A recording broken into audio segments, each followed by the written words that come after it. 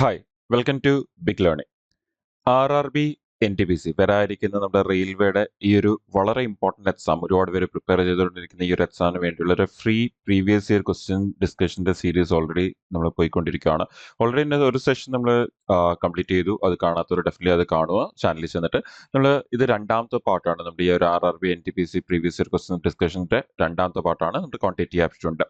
അപ്പോൾ നമ്മൾ ഇതിനകത്ത് നോക്കാൻ പോകുന്നത് നമ്മുടെ RRB NTPC എക്സാംസിൽ ചോദിക്കുന്ന സിലബസ് നമ്മുടെ ക്വാണ്ടിറ്റി ആപ്റ്റിറ്റ്യൂഡിലെ ടോപ്പിക്കിൽ നിന്നുള്ള ക്വസ്റ്റ്യൻസ് ആണ് നമ്മൾ ഡിസ്കസ് ചെയ്യാൻ പോകുന്നത്. ഇതിന് മുമ്പുള്ള വർഷം ചോദിച്ചിട്ടുള്ള നമ്മുടെ 2020-21 NTPC എക്സാംസ് നടന്ന സമയത്ത് ചോദിച്ച പ്രീവിയസ് ഇയർ ക്വസ്റ്റ്യൻസ് അതാണ് നമ്മൾ ഈ സെഷൻസിൽ ഡിസ്കസ് ചെയ്യുന്നത്. And നമ്മൾ കൂടുതലും ഫോക്കസ് ചെയ്യുന്നത് എങ്ങനെ ഈ ക്വസ്റ്റ്യൻസിന് ആൻസേഴ്സ് വളരെ പെട്ടെന്ന് എടുക്കാം, ഒരുപാട് സ്റ്റെപ്സ് ഒക്കെ ഉപയോഗിക്കാതെ എക്സാം പോയിന്റ് ഓഫ് വ്യൂവിൽ എങ്ങനെ അപ്രോച്ച് ആണ് യൂസ് ചെയ്യേണ്ടത്, എങ്ങനെയാണ് വളരെ ഈസി ആയിട്ട് ആൻസർ എടുക്കേണ്ടത് എന്നൊരു രീതിയിലാണ് നമ്മൾ ഈ ക്വസ്റ്റ്യൻസിനെ വർക്ക്ഔട്ട് ചെയ്യാൻ പോകുന്നത്. അപ്പൊ നമുക്ക് ഒട്ടും തന്നെ സമയം കളയാതെ ഡയറക്റ്റ്ലി നമ്മുടെ ക്വസ്റ്റ്യൻസിലേക്ക് നമുക്ക് പോകാം. നമ്മുടെ ആദ്യത്തെ ക്വസ്റ്റ്യൻ ഈ സെഷനിൽ what is the unit digit in the following expression. അപ്പൊ നമുക്ക് ഈ ഒരു യൂണിറ്റ് ഡിജിറ്റ് കണ്ടുപിടിക്കാനാണ് പറഞ്ഞിരിക്കുന്നത് തന്നിരിക്കുന്ന എക്സ്പ്രഷന്റെ. ഇനി നിങ്ങൾക്കറിയായിരിക്കും നമുക്ക് ഇതേപോലത്തെ ക്വസ്റ്റ്യൻസ് മാത്രമല്ല, നമുക്കിപ്പോൾ ഏതൊരു ക്വസ്റ്റ്യൻ കിട്ടിക്കഴിഞ്ഞാലും നമുക്ക് ക്വസ്റ്റ്യന്റെ അവസാനം നിങ്ങൾക്കറിയാം നമുക്കൊരു മൾട്ടിപ്ലിക്കേഷനോ അഡീഷനോ ഒക്കെ വരാറുണ്ട്.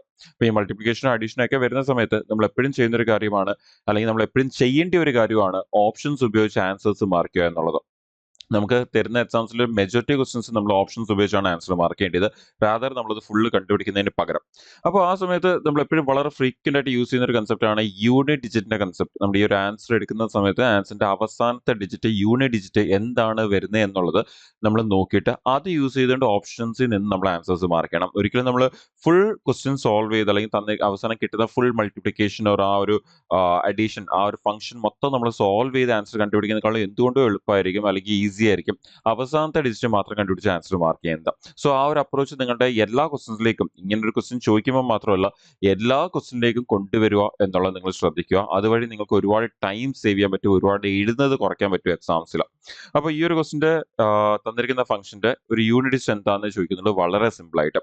ഇനി ഇതിലും നിങ്ങൾക്ക് വളരെ പെട്ടെന്ന് ആൻസർ എടുക്കുന്ന ഒരു രീതി ഞാൻ നിങ്ങൾക്ക് ജസ്റ്റ് പറഞ്ഞുതരാം. ഇപ്പം നിങ്ങൾക്ക് എല്ലാവർക്കും ഓൾറെഡി ആൻസർ കിട്ടിയിട്ടുണ്ടായിരിക്കും, പക്ഷെ നിങ്ങൾ അറിഞ്ഞിരിക്കേണ്ട വളരെ ഇമ്പോർട്ടൻ്റ് ആയിട്ടുള്ള ചില ഇമ്പോർട്ടൻറ്റ് ഫാക്ട്സ് പറഞ്ഞുതരാം. നിങ്ങൾക്കത് നിങ്ങളുടെ ആൻസേഴ്സ് കുറച്ചുകൂടി സ്പീഡിൽ എടുക്കാൻ, ഓക്കെ, നിങ്ങൾക്ക് കുറച്ച് നമ്പേഴ്സ് ഒക്കെ എലിമിനേറ്റ് ചെയ്യാൻ ഒക്കെ നിങ്ങളെ അത് ഹെൽപ്പ് ചെയ്യും. സോ ഒന്ന്, നമുക്ക് ഈ ക്വസ്റ്റിൽ കൊടുത്തിരിക്കുന്ന എല്ലാ അവസാനത്തെ ഡിജിറ്റ് ഈവൻ നമ്പേഴ്സാണ്. സോ ആൻസർ ഉറപ്പായിട്ടും എന്തേ വരത്തുള്ളൂ, ഒരു ഈവൻ നമ്പറേ വരത്തുള്ളൂ, ഓഡ് നമ്പർ വരത്തില്ല. ആ സമയത്ത് തന്നെ ഏത് ഓപ്ഷൻ എലിമിനേറ്റ് ആയി? 5 എലിമിനേറ്റ് ആയി. ഇനി 6, 8, 4 ആണ് നമുക്കിവിടെ കൊടുത്തിരിക്കുന്ന നമ്പേഴ്സ്. ഇത് മൂന്നിലെ ഏതൊരു നമ്പറാണ് നമ്മുടെ ആൻസർ? ഓക്കെ, അപ്പൊ അത് നിങ്ങൾ ക്ലിയർ ആയി. 2, അപ്പൊ നമുക്ക് എന്തായാലും തന്നിരിക്കുന്ന എല്ലാ യൂണിറ്റ് ഡിജിറ്റ് ആണ്, യൂണിറ്റ് ഡിജിറ്റ് ഈവൻ നമ്പർ ആണെങ്കിൽ ഉറപ്പായിട്ടും ആൻസർ ഈവനെ വരത്തുള്ളൂ എന്നുള്ളത് നിങ്ങൾക്ക് ഉപയോഗിക്കാം. ഇത് കൂടാതെ വേറെ എന്ത് ചെയ്യാം? സോ ഇത് കൂടാതെ നിങ്ങൾ അറിഞ്ഞിരിക്കേണ്ട ഒരു വളരെ ഇമ്പോർട്ടന്റ് കാര്യം, നമ്മൾ അവിടെ തന്നേക്കുന്ന നമ്പേഴ്സിൽ എവിടെയെങ്കിലും ഈ അവസാനം 6 ഉണ്ടോ അല്ലെങ്കിൽ 6 വരുന്നുണ്ടോ എന്ന് ചെക്ക് ചെയ്ത് നോക്കാം. ഓക്കെ, 6 ഉണ്ടോ ഓർ 6 വരുന്നുണ്ടോ? ഇപ്പൊ എനിക്ക് ഇവിടെ നോക്കിക്കഴിഞ്ഞാൽ നിങ്ങൾക്ക് കാണാൻ പറ്റും, ഇവിടെ എനിക്കൊരു 6 കിടപ്പുണ്ട് ലാസ്റ്റിൽ, ഏറ്റവും വലിയ നമ്പർ, അതിന്റെ അവസാനം നമുക്ക് ഇവിടെ ഒരു 6 കിടപ്പുണ്ട്. നിങ്ങൾ അറിഞ്ഞിരിക്കേണ്ട വളരെ ഇമ്പോർട്ടന്റ് കാര്യം, നമ്മളിപ്പോ 6 into 2 ചെയ്യുവാണെങ്കിൽ നമുക്കത് 12 എന്ന് വരും, നിങ്ങൾക്കറിയാം. അതേപോലെ നമ്മൾ 6 into 4 ചെയ്താൽ നമുക്കത് 24 വരും എന്ന് നിങ്ങൾക്കറിയാം. അല്ല, 6 into 6 ചെയ്താൽ നമുക്കത് 36ഉം, അതേപോലെ തന്നെ നമുക്ക് 6 into 8 ചെയ്താൽ നമുക്ക് 48 വരും എന്ന് നമുക്കറിയാം. ഇനി നമുക്ക് ഈ കിട്ടിയ ആൻസേഴ്സിന്റെ ഒക്കെ, അല്ലെങ്കിൽ നമ്മളിപ്പോൾ എഴുതിയേക്കുന്ന അതിന്റെ ഒക്കെ അവസാനത്തെ ഡിജിറ്റ് ഒന്ന് ചെക്ക് ചെയ്ത് നോക്കിക്കേ. നമ്മൾ ഇതിനെ 6നെ 2 കൊണ്ട് മൾട്ടിപ്ലൈ ചെയ്തപ്പോൾ നമുക്ക് അവസാനം എന്ത് തന്നെ വന്നത്? 2 തന്നെ വന്നത്. 6നെ നമ്മൾ 4 കൊണ്ട് മൾട്ടിപ്ലൈ ചെയ്യുമ്പോൾ നമുക്ക് അവസാനം 4 വരുന്നു. 6നെ 6 കൊണ്ട് മൾട്ടിപ്ലൈ ചെയ്യുമ്പോൾ അവസാനം 6 വരുന്നു. 6നെ നമ്മൾ അവസാനം 8 കൊണ്ട് മൾട്ടിപ്ലൈ ചെയ്യുമ്പോൾ 6നെ നമ്മൾ 8 കൊണ്ട് മൾട്ടിപ്ലൈ ചെയ്യുമ്പോൾ നമുക്ക് അവസാനം എന്ത് വരുന്നു? 8 വരുന്നു. എന്ന് പറഞ്ഞാൽ എപ്പോഴെങ്കിലും നമ്മൾ 6നെ ഏതെങ്കിലും ഒരു ഈവൻ നമ്പർ കൊണ്ട് മൾട്ടിപ്ലൈ ചെയ്താൽ, ഓക്കെ, 6നെ ഏതെങ്കിലും ഒരു ഈവൻ നമ്പർ കൊണ്ട് മൾട്ടിപ്ലൈ ചെയ്താൽ അതിന്റെ യൂണിറ്റ് ഡിജിറ്റ് എപ്പോഴും എന്തായിരിക്കും? ആ very same even number, okay, അതിന്റെ നമ്മൾ മൾട്ടിപ്ലൈ ചെയ്യുന്ന വെരി സെയിം യൂണിറ്റ് നമ്മുടെ ഈവൻ നമ്പർ തന്നെ ആയിരിക്കും അതിന്റെ യൂണിറ്റ് ഡിജിറ്റ് ആയിട്ട് വരാൻ പോകുന്നത്. ഓക്കെ അല്ലേ? ഈ ഒരു കൺസെപ്റ്റ് നിങ്ങളുടെ മൈൻഡിലുണ്ട്. നിങ്ങൾക്കറിയാം 6നെ ഏത് ഈവൻ നമ്പർ കൊണ്ട് മൾട്ടിപ്ലൈ ചെയ്താലും ആ മൾട്ടിപ്ലൈ ചെയ്യുന്ന നമ്പർ ഏതാണോ അതേ വരത്തുള്ളൂ എന്ന് നിങ്ങൾക്ക് അറിയാമെങ്കിൽ, നിങ്ങൾക്ക് ഇവിടെ നോക്കിക്കഴിഞ്ഞാൽ എനിക്കിവിടെ കാണാൻ പറ്റും, ഇവിടെ അവസാനം 6 കിടക്കുന്നത്. അങ്ങനെയാണെങ്കിൽ ആ 6 എടുത്തില്ലേലും എനിക്ക് എന്ത് സംഭവിക്കത്തില്ല? ഒന്നും സംഭവിക്കത്തില്ല. ആൻസർ എന്തേ വരത്തുള്ളൂ? റൈറ്റ് ആൻസർ വരത്തുള്ളൂ. എന്നാൽ 6നെ ഞാൻ ഇപ്പോൾ 4 കൊണ്ട് മൾട്ടിപ്ലൈ ചെയ്താലും വരാൻ പോകുന്നത് എന്ത് തന്നെ? 4 തന്നെ വരാൻ പോകുന്നത്. അതാണ് ഞാൻ 6 എടുക്കുന്നത് എന്തിനാ? മനസ്സിലായില്ലേ? ഇനി അതേപോലെ, ഓക്കെ, ഇനി പറഞ്ഞ കോമ്പിനേഷൻ ആയിട്ട് ഉപയോഗിക്കും. ഇപ്പം പറഞ്ഞത് സിംഗിൾ ആയിട്ട് 6 തന്നോണ്ട്, ഇനി 6 തരുമല്ല, 6 വരുന്നുണ്ടെങ്കിലും അതൊരു കോമ്പിനേഷൻ ആയിട്ട് ഉപയോഗിച്ചൂടെ? ഫോർ എക്സാമ്പിൾ, ഇപ്പൊ ഇവിടെ നോക്കിയാൽ ഇവിടെ 4 ഉണ്ട്. ഈ 4ഉം 4 കൂടി മൾട്ടിപ്ലൈ ചെയ്താൽ എത്ര വരും? 16 വരും. 16 എന്ന് പറഞ്ഞാൽ അവസാനം എന്താ വരാൻ പോകുന്നത്? 6 അല്ലേ വരാൻ പോകുന്നത്. ഇനി ഈ 6നെ ഞാൻ ഏതെങ്കിലും നമ്പർ കൊണ്ട് മൾട്ടിപ്ലൈ ചെയ്താലും എന്താണ് വരാൻ പോകുന്നത്? ആ നമ്പർ തന്നെ വരത്തുള്ളൂ. നിങ്ങൾ നോക്കി, ഇവിടെ 6 വന്നു, ആ 6 പോയി. ഇവിടെ 6 വന്നു, ആ 6ഉം പോയി. ഇനി ബാക്കി എന്തേ ഉള്ളൂ? 8 അല്ലേ ഉള്ളൂ. അങ്ങനെ ആൻസർ എന്ത് വരണം? 8 വരണം. നോക്കി, ഇപ്പൊ സാധാരണ ഒരാൾ ആ ക്വസ്റ്റൻ എങ്ങനെ ആയിരിക്കും സോൾവ് ചെയ്യുന്നത്? നിങ്ങൾക്ക് എല്ലാവർക്കും അറിയാം. സാധാരണ ഒരാൾ ആ ക്വസ്റ്റൻ സോൾവ് ചെയ്യാൻ പോകുന്നത് 4 into 8 ചെയ്യും. അതിനുശേഷം അതിന്റെ യൂണിറ്റ് ഡിജിറ്റിനെ into 4 ചെയ്യും. അതിനുശേഷം പിന്നെ അതിന്റെ യൂണിറ്റ് ഡിജിറ്റിനെ into 6 ചെയ്യും. എന്നിട്ടൊക്കെ ആയിരിക്കും ആൻസർ കണ്ടുപിടിക്കും. ഇപ്പൊ 4 into 8 32, 32. ഇനി 2 into 4 8. ഇനി 8 into 6 48. അവസാനം 8 വരുന്നു എന്ന് കണ്ടുപിടിക്കും. പക്ഷെ നിങ്ങൾ ആലോചിച്ച് നോക്കിയേ, എന്തിനാണ് എല്ലാത്തിന്റെ യൂണിറ്റ് ഡിജിറ്റ് എടുക്കുന്നത്? ഇപ്പൊ എനിക്ക് ആ 6 കൊണ്ട് ഒരു നമ്പറിനെ മൾട്ടിപ്ലൈ ചെയ്താൽ എനിക്ക് ആ നമ്പർ വരാൻ പോകുന്നത് അറിയാമെങ്കിൽ പിന്നെ ആ 6 എടുക്കേണ്ട കാര്യമുണ്ടോ? ഇല്ല. നമ്മൾ ആ 6 ആദ്യമേ കളഞ്ഞില്ലേ. ആൻഡ് നമ്മൾ പിന്നെ എന്ത് ചെയ്തു? 6 വരുന്നുണ്ടോ എന്ന് ചെക്ക് ചെയ്തു. അപ്പൊ നമുക്ക് ഈ 4 into 8 ചെയ്ത് 32 എടുക്കുന്നതിന് പകരം നമുക്ക് ഈ 4 into 4 ചെയ്ത് 6 വരുന്നു നമുക്കറിയാം. അങ്ങനെയാണെങ്കിൽ അതും കളഞ്ഞേക്ക്. പിന്നെ ബാക്കി എക്സ്ട്രാ എന്തുണ്ട്? ആ 8 മാത്രമല്ലേ ഉള്ളൂ. അങ്ങനെയാണെങ്കിൽ ആൻസർ എന്തേ വരത്തുള്ളൂ? ആ 8 ആൻസർ വരത്തുള്ളൂ. ബിക്കോസ് ഈ 6 എടുക്കേണ്ട ആവശ്യമില്ല. ഈ 4 മൾട്ടിപ്ലൈ ചെയ്താലും അവസാനം 6 വരാൻ പോകുന്നത്. അതും എടുക്കേണ്ട ആവശ്യമില്ല. അതാണ് ഈ 8 മാത്രം എടുത്താൽ മതി. നിങ്ങൾ നോക്കിക്കുക, അത് എടുത്താലും എടുത്തില്ലെങ്കിലും അതേ ആൻസർ അല്ലേ വരുന്നത്. ഓക്കെ, അപ്പോൾ പിന്നെ ഓപ്ഷൻ കൂടി ഉണ്ടെങ്കിൽ നമുക്ക് പിന്നെ ഈസി ആയിട്ട് ആൻസർ മാറിക്കാൻ പറ്റും. നമുക്ക് എന്ത് വരത്തില്ല എന്നുള്ളത് എലിമിനേറ്റ് ചെയ്തുകൊണ്ട്. സോ ഈ ഒരു കൺസെപ്റ്റ് ഓർത്ത് വെച്ചേക്കുക. നമ്മൾ എപ്പോഴും ഒരു 6നെ ഒരു ഈവൻ നമ്പർ കൊണ്ട് മൾട്ടിപ്ലൈ ചെയ്താൽ ഉറപ്പായിട്ട് നമുക്ക് വരുന്ന റിസൾട്ട് എന്ന് പറയുന്നത് ആ മൾട്ടിപ്ലൈ ചെയ്യുന്ന ഈവൻ നമ്പർ ഏതാണോ ആ നമ്പർ തന്നെ ആയിരിക്കും വരുന്നത്. അതിപ്പോ 6നെ 6 കൊണ്ട് തന്നെ മൾട്ടിപ്ലൈ ചെയ്താൽ 6 തന്നെ ആയിരിക്കും വരുന്നത്. ആൻഡ് ബാക്കി നമ്പേഴ്സ് ആണെങ്കിലും ആ നമ്പേഴ്സ് ആയിരിക്കും വരുന്നത്. ഓക്കെ അല്ലേ? ഇപ്പൊ വളരെ ഇമ്പോർട്ടന്റ് ആയിട്ടുള്ള ഒരു കൺസെപ്റ്റ് ആണ് ആൻഡ് ഒരു സ്മാർട്ട് ആയിട്ടുള്ള അപ്രോച്ച് ആണ്. നിങ്ങൾക്ക് അവിടെ കുറച്ച് നമ്പേഴ്സ് എങ്കിലും എന്ത് ചെയ്യാം, ഒഴിവാക്കിക്കൊണ്ട് ആൻസർ എടുക്കാൻ നിങ്ങൾക്ക് അത് ഹെൽപ്പ് ചെയ്യും. അപ്പൊ മൾട്ടിപ്ലൈ ചെയ്ത് സമയം കളയാതെയോ അല്ലെങ്കിൽ പേപ്പറുടെ സൈഡിലേക്ക് പോവാതെ നമുക്ക് എടുക്കാൻ അത് കുറച്ചുകൂടി നമ്മളെ ഹെൽപ്പ് ചെയ്യും. ഓക്കെ, അടുത്ത ദിവസത്തിലേക്ക് പോവാം. അടുത്ത ദിവസം, for any natural number n 6 raised to n minus 5 raised to n always end with. അപ്പൊ എപ്പോഴെങ്കിലും ഇതേപോലത്തെ ഒരു ഫംഗ്ഷൻ വരുവാണെങ്കിൽ like 6 raised to n minus 5 raised to n, അത് എപ്പോഴും സോൾവ് ചെയ്ത് കഴിഞ്ഞാൽ അതിന്റെ അവസാനത്തെ ഡിജിറ്റ് എപ്പോഴും എന്തിലാണ് എൻഡ് ആകുന്നത് എന്നാണ് ചോദിച്ചിരിക്കുന്നത്. സോ ഭയങ്കര സിമ്പിൾ ആണ്. നിങ്ങൾക്ക് അതിനെ പല രീതിയിൽ എടുക്കാം. ശരിക്കും ചെയ്യേണ്ട ഒരു രീതി എന്താ എന്ന് ചോദിച്ചു കഴിഞ്ഞാൽ ഒരു ഡൗട്ടും ഇല്ല. ശരിക്കും ചെയ്യേണ്ട രീതി എന്ന് പറഞ്ഞാൽ എന്നിന് 1-2 വാല്യൂസ് ഇട്ട് ചെക്ക് ചെയ്ത് നോക്കുക. ഫോർ എക്സാമ്പിൾ, ഞാൻ ആ എന്നിന് 1 ഇട്ട് കൊടുക്കുകയാണ്. ഓക്കെ, എന്നിന് 1 ഇട്ട് കൊടുക്കുകയാണെങ്കിൽ എനിക്ക് അവിടെ എന്ത് വരും? എനിക്ക് അവിടെ 6 raised to 1 6 and 5 raised to 1 5. 6 നിന്ന് 5 മൈനസ് ചെയ്താൽ 1 എന്ന് വരും. അപ്പൊ അവസാനം 1 ആണ് വന്നേക്കുന്നത്. അപ്പൊ നമ്മുടെ ആൻസർ 1 ആണ് വരാൻ പോകുന്നത്. പക്ഷെ നമുക്കത് എഴുതുന്ന മുമ്പ് ഒന്നുകൂടി കൺഫേം ചെയ്യണം. നമുക്ക് എന്റെ വാല്യൂ 2 ഇട്ട് കൊടുക്കുകയാണെങ്കിൽ 6ന്റെ സ്ക്വയർ എത്ര വരും? 36 വരും. ആൻഡ് 5യുടെ സ്ക്വയർ എത്ര വരും? 25 വരും. ആൻഡ് 36 നിന്ന് 25 മൈനസ് ചെയ്താൽ അവസാനം എന്ത് വരും? 11 വരും. അപ്പൊ നിങ്ങൾക്ക് ഒന്നുകൂടി കൺഫർമേഷൻ കിട്ടി. അവസാനം എന്തേ വരത്തുള്ളൂ? 1 വരത്തുള്ളൂ എന്നുള്ളത് നമുക്ക് കൺഫർമേഷൻ കിട്ടി. ഓപ്ഷൻ ഡി ആണ് നമ്മുടെ ആൻസർ. വീണ്ടും ഡൗട്ട് ഉണ്ടെങ്കിൽ ഒരെണ്ണം കൂടി ചെക്ക് ചെയ്ത് നോക്കിക്കോ. ഇപ്പൊ നമുക്ക് ക്യൂബ് എടുക്കാൻ വലിയ പ്രശ്നമില്ലല്ലോ. അപ്പൊ നമുക്ക് ക്യൂബ് കൂടി വേണമെങ്കിൽ ചെക്ക് ചെയ്ത് നോക്കിയോ. 6ന്റെ ക്യൂബ് എത്ര വരും? നമുക്ക് 216 എന്ന് വരും. നമ്മുടെ 5ന്റെ ക്യൂബ് എത്ര വരും? 125 എന്ന് വരും. നമ്മൾ രണ്ടും കൂടി മൈനസ് ചെയ്താൽ നമുക്ക് എത്ര വരും? 216 125, നമുക്കത് 91 എന്ന് വരും. 91. അപ്പൊ നോക്കിയാ വീണ്ടും 1 അല്ലേ വന്നത്. സോ ആൻസർ എന്ത് വരും? 1 വരും. അപ്പൊ ശരിക്കും ചെയ്യേണ്ടത് എങ്ങനെ? ഇങ്ങനെ നമ്മൾ അതിനെ ചെയ്ത് നോക്കുക എന്നുള്ളതാണ് ശരിക്കും ചെയ്യേണ്ടത്. അല്ലെങ്കിൽ നിങ്ങൾക്ക് വളരെ സിമ്പിൾ ആയിട്ട് ചെയ്യാൻ വേണ്ടി നിങ്ങൾക്ക് ഇതേ നേരത്തെ നമ്മൾ പറഞ്ഞ യൂണിറ്റ് ഡിജിറ്റിന്റെ കൺസെപ്റ്റ് യൂസ് ചെയ്ത് നോക്കാം. ഓക്കെ, യൂണിറ്റ് ഡിജിറ്റിന്റെ സൈക്ലിസിറ്റിയുടെ കൺസെപ്റ്റ് അല്ലെങ്കിൽ യൂണിറ്റ് ഡിജിറ്റിന്റെ കൺസെപ്റ്റ്. ഓക്കെ, ഇവിടെ നമ്മൾ കുറച്ചുകൂടി യൂണിറ്റ് ഡിജിറ്റിന്റെ കൺസെപ്റ്റ് ആണ് ഉപയോഗിക്കുന്നത്. സൈക്ലിസിറ്റി ആണ് ഉപയോഗിക്കുന്നത്. സൈക്ലിസിറ്റി ഓഫ് നമ്പേഴ്സിന്റെ കൺസെപ്റ്റ് ആണ് ഉപയോഗിക്കുന്നത്.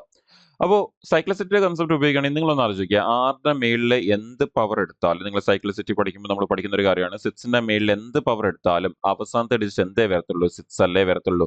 നിങ്ങൾ ആലോചിക്കുക, 6ന്റെ പവേഴ്സ് ആലോചിക്കുക. 6 36 216 അങ്ങനല്ലേ പോകുന്നത്. നമ്മളിപ്പോൾ എഴുതിയേക്കുന്ന കണക്ക് എല്ലാ അവസാനം 6 വരത്തുള്ളൂ. 1296 അടുത്ത പവർ 4 എടുക്കുകയാണെങ്കിൽ. അതുപോലെ നമ്മുടെ 5ന്റെ സൈക്കിൾ നിങ്ങൾക്കറിയാം. 5ന്റെ മേളിൽ ഏത് പവർ എടുത്താലും അവസാനത്തെ ഡിജിറ്റ് എന്തേ വരത്തുള്ളൂ? 5 വരത്തുള്ളൂ. നമുക്ക് 5 raised to 1 5 ആണ്. 5ന്റെ സ്ക്വയർ 25 ആണ്. 5ന്റെ ക്യൂബ് 125 ആണ്. 5ന്റെ പവർ 4 625 ആണ്. അതേപോലെയാണ് നമുക്കത് പോയിക്കൊണ്ടിരിക്കുന്നത്. അങ്ങനെയാണെങ്കിൽ 5ന്റെ മേളിൽ എന്ത് പവർ എടുത്താലും അവസാനം മേളിൽ എന്തേ വരത്തുള്ളൂ? 5 വരത്തുള്ളൂ. നമ്മൾ ഈ 6ൽ തീരുന്ന നമ്പറിനെ 5ൽ തീരുന്ന നമ്പറോട് മൈനസ് ചെയ്ത് കഴിഞ്ഞാൽ ഉറപ്പായിട്ടും നമുക്ക് അവസാനത്തെ ഡിജിറ്റ് എപ്പോഴും എന്തേ വരത്തുള്ളൂ? 1 വരത്തുള്ളൂ. നിങ്ങൾ നോക്കിയാൽ ഈ ഒരു കാര്യം അറിയാവുന്ന ഒരാൾക്ക് ആ ക്വസ്റ്റ്യൻ കാണുമ്പോൾ തന്നെ എന്ത് ചെയ്യാൻ പറ്റും? ആൻസർ മാർക്കാൻ പറ്റും. ഇതേപോലെ ചെയ്ത് നോക്കേണ്ട ആവശ്യമില്ല. അതല്ല, ചെയ്ത് നോക്കി ഡൗട്ട് ഇല്ലാത്ത ആൻസർ എടുക്കണം എന്നുണ്ടെങ്കിൽ എന്ത് ചെയ്യാം? നമ്മൾ ഈ ചെയ്ത പോലെ നിങ്ങൾക്ക് ഒരു 2 എണ്ണം 3 എണ്ണം ചെയ്യാൻ നിൽക്കേണ്ട ആവശ്യമില്ല. 2 എണ്ണം ചുമ്മാ ഒന്ന് ചെയ്ത് നോക്കുക. ഓറൽസ് മൈൻഡ് എടുത്ത് നോക്കുക. ഓക്കെ, അപ്പൊ ഇതാണ് അതിന്റെ പ്രോപ്പർലി ചെയ്യേണ്ട രീതി എന്ന് പറയുന്നത്. ആൻഡ് ഇത് സൈക്ലിസിറ്റി ഓഫ് നമ്പേഴ്സിന്റെ കൺസെപ്റ്റ് ആണ്. അതിനെ വളരെ പെട്ടെന്ന് ആൻസർ എടുക്കാൻ വേണ്ടി നിങ്ങളെ ഹെൽപ്പ് ചെയ്യുന്ന കൺസെപ്റ്റ്. ഓക്കെ അല്ലേ? അപ്പൊ നിങ്ങൾക്ക് ഏതാണ് ബെറ്റർ എന്ന് തോന്നുന്നോ അത് ഫോളോ ചെയ്യുക. പക്ഷെ രണ്ടും അറിഞ്ഞിരിക്കണം, എങ്ങനെ കറക്റ്റ് ആയിട്ട് എടുക്കേണ്ടതെന്ന് അറിഞ്ഞിരിക്കണം. അറ്റ് ദ സെയിം ടൈം വളരെ ഇമ്പോർട്ടന്റ് ഒരു കൺസെപ്റ്റ് ആണ് ഈ സൈക്ലിസിറ്റി ഓഫ് നമ്പേഴ്സ് എന്ന് പറയുന്നത്. SSC റെയിൽവേ എക്സാംസിലൊക്കെ തന്നെ വളരെ ഫ്രീക്വന്റ് ആയിട്ട് ചോദിക്കുന്ന ഒരു കൺസെപ്റ്റ്, സൈക്ലിസിറ്റി ഓഫ് നമ്പേഴ്സ്, യൂണിറ്റ്സിന്റെ കൺസെപ്റ്റ്, അത് നമ്മൾ ഡെഫിനറ്റ്ലി അറിഞ്ഞിരിക്കണം. ഓക്കെ അല്ലേ? അടുത്ത ക്വസ്റ്റിലേക്ക് പോവാം. അപ്പോൾ നമ്മുടെ ആൻസർ ഓപ്ഷൻ ഡി 1 ആയിരിക്കും നമ്മുടെ ആൻസർ. ഇനി അടുത്തൊരു ക്വസ്റ്റിലേക്ക് നമുക്ക് പോവാം. The greatest number that will divide 155, 260, 315 and leaves the reminder 5, 10, 15 respectively is എന്നാണ് ചോദിച്ചിരിക്കുന്നത്. അപ്പോൾ നമ്മുടെ HCF LCM എന്ന് പറയുന്ന ടോപ്പിക്കിൽ നമ്മളുടെ ആ ഒരു same reminder, different reminder, no reminder എന്ന് പറയുന്ന കണ്ടീഷൻസ് ഉണ്ട്. അപ്പോൾ അതുമായിട്ട് റിലേറ്റ് ചെയ്യുന്ന ക്വസ്റ്റൻ ആണ് ഈ ചോദിച്ചിരിക്കുന്നത്. നമ്മുടെ ഈ ചോദിച്ചിരിക്കുന്നത് നമ്മുടെ HCFന്റെ ഡിഫറെന്റ് റിമൈൻഡർ എന്ന് പറയുന്ന കൺസെപ്റ്റ് ആണ് നമുക്ക് ഇവിടെ ചോദിച്ചിരിക്കുന്നത്. HCFന്റെ ഡിഫറെന്റ് റിമൈൻഡർ. അപ്പൊ ഏതൊക്കെ ടോപ്പിക്കിൽ നിന്നാണ് ഏറ്റവും കൂടുതൽ ക്വസ്റ്റ്യൻസ് വന്നിട്ടുള്ളത് എന്നുള്ളത് നിങ്ങൾ ഡെഫിനറ്റ്ലി അറിഞ്ഞിരിക്കണം. അപ്പൊ നമുക്ക് നേരത്തെ സീരീസ് കണ്ടവരും ആൻഡ് ഇപ്പൊ രണ്ടാമത്തെ ഈ പാർട്ട് കാണുന്നവരും ഇനി മുമ്പോട്ടുള്ള പാർട്ടും കറക്റ്റ് ആയിട്ട് കാണാൻ പോകുന്നവരാണെങ്കിൽ ഡെഫിനറ്റ്ലി അവർക്ക് എന്ത് ചെയ്യാൻ പറ്റും, ഈ പറയുന്ന ഏറ്റവും കൂടുതൽ ക്വസ്റ്റൻസ് ഏതാണ് നമ്മൾ ഇവിടെ ഡിസ്കസ് ചെയ്യുന്ന ഏറ്റവും കൂടുതൽ ഫ്രീക്വന്റ് റിപ്പീറ്റ് ആവുന്ന ക്വസ്റ്റൻസ് ഏതൊക്കെയാണെന്ന് ക്ലിയർലി ഐഡന്റിഫൈ ചെയ്യാൻ പറ്റും. സോ അത് കറക്റ്റ് ആയിട്ട് നിങ്ങൾ അറ്റൻഡ് ചെയ്തുകൊണ്ടേ ഇരിക്കുക, ക്വസ്റ്റൻസ് പ്രാക്ടീസ് ചെയ്തുകൊണ്ടേ ഇരിക്കുക വരാൻ പോകുന്ന എക്സാംസിന് വേണ്ടി. അപ്പൊ ഇപ്പൊ നമ്മൾ ഇത് സോൾവ് ചെയ്യുകയാണെങ്കിൽ ഇത് എങ്ങനെയാണ് എടുക്കേണ്ടത്? അപ്പൊ അതിൽ ആദ്യമേ ഇത് HCF ആണെന്ന് എങ്ങനെയാണ് മനസ്സിലാകുന്നത്? സിമ്പിൾ ആണ്. അതിന്റെ ആദ്യമേ കൊടുത്തേക്കുന്ന ആ ഒരു വേർഡ് ദ ഗ്രേറ്റസ്റ്റ് നമ്പർ. ഇപ്പൊ ഗ്രേറ്റസ്റ്റ് നമ്പർ എന്ന് പറയുമ്പോൾ ഹയസ്റ്റ് കോമൺ ഫാക്ടർ എന്ന് പറയുന്ന പോലെ ദ ഗ്രേറ്റസ്റ്റ് നമ്പർ. അപ്പൊ അവിടെ നിന്നാണ് നമുക്കത് HCF ആണ് എന്നുള്ളത് മനസ്സിലാകുന്നത്. ഇനി അടുത്തത് നമുക്കിത് ഡിഫറെന്റ് റിമൈൻഡർ ആണ് എന്നുള്ളത് മനസ്സിലാവുന്നത് നിങ്ങൾക്ക് അവിടെ ആ ഒരു ക്വസ്റ്റിന്റെ അവസാനത്തെ ലൈനിൽ കാണാൻ പറ്റും. Leaves the reminder 5, 10 and 15 respectively is എന്നാണ് ചോദിച്ചിരിക്കുന്നത്. അപ്പോൾ അവിടെ ഒരു റിമൈൻഡർ അല്ല ലീവ് ചെയ്യുന്നത്, 3 നമ്പർ തന്നിട്ട് 3 റിമൈൻഡറാണ് പറഞ്ഞേക്കുന്നത്. അപ്പൊ അങ്ങനെയാണെങ്കിൽ അത് ഏതിന്റെ കൺസെപ്റ്റ് ആണ്? നമ്മുടെ different reminder, no reminder, same reminder, different reminder, 3 conditions ആണ് ഉള്ളത്. അതിൽ ഡിഫറെന്റ് റിമൈൻഡർ എന്ന് പറയുന്ന കണ്ടീഷനാണ് നമുക്ക് ആ കൊടുത്തിരിക്കുന്നത്. അപ്പൊ അവിടെ നമുക്ക് അതും മനസ്സിലാവും, അത് ഡിഫറെന്റ് റിമൈൻഡറിന്റെ കണ്ടീഷൻ ആണ്.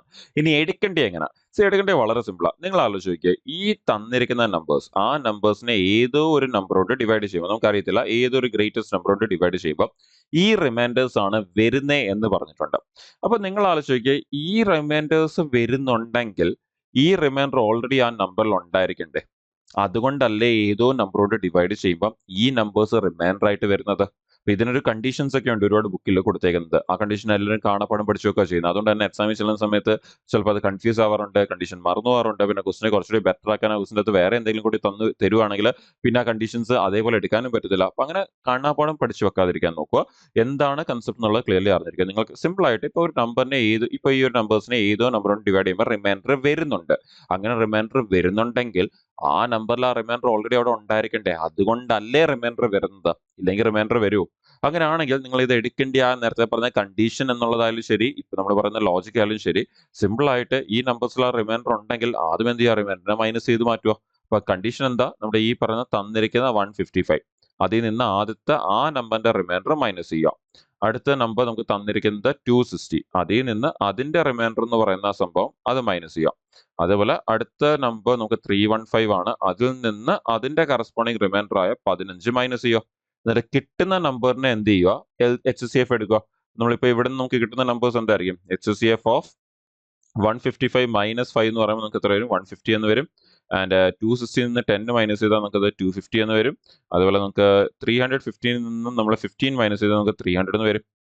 അപ്പോൾ ഈ നമ്പേഴ്സിനെ നമ്മൾ ആ ഗ്രേറ്റസ്റ്റ് നമ്പർ അല്ലെങ്കിൽ HCF കൊണ്ട് ഡിവൈഡ് ചെയ്താൽ നമുക്ക് എന്ത് വരത്തില്ല? റിമൈൻഡർ ഒന്നും വരത്തില്ല.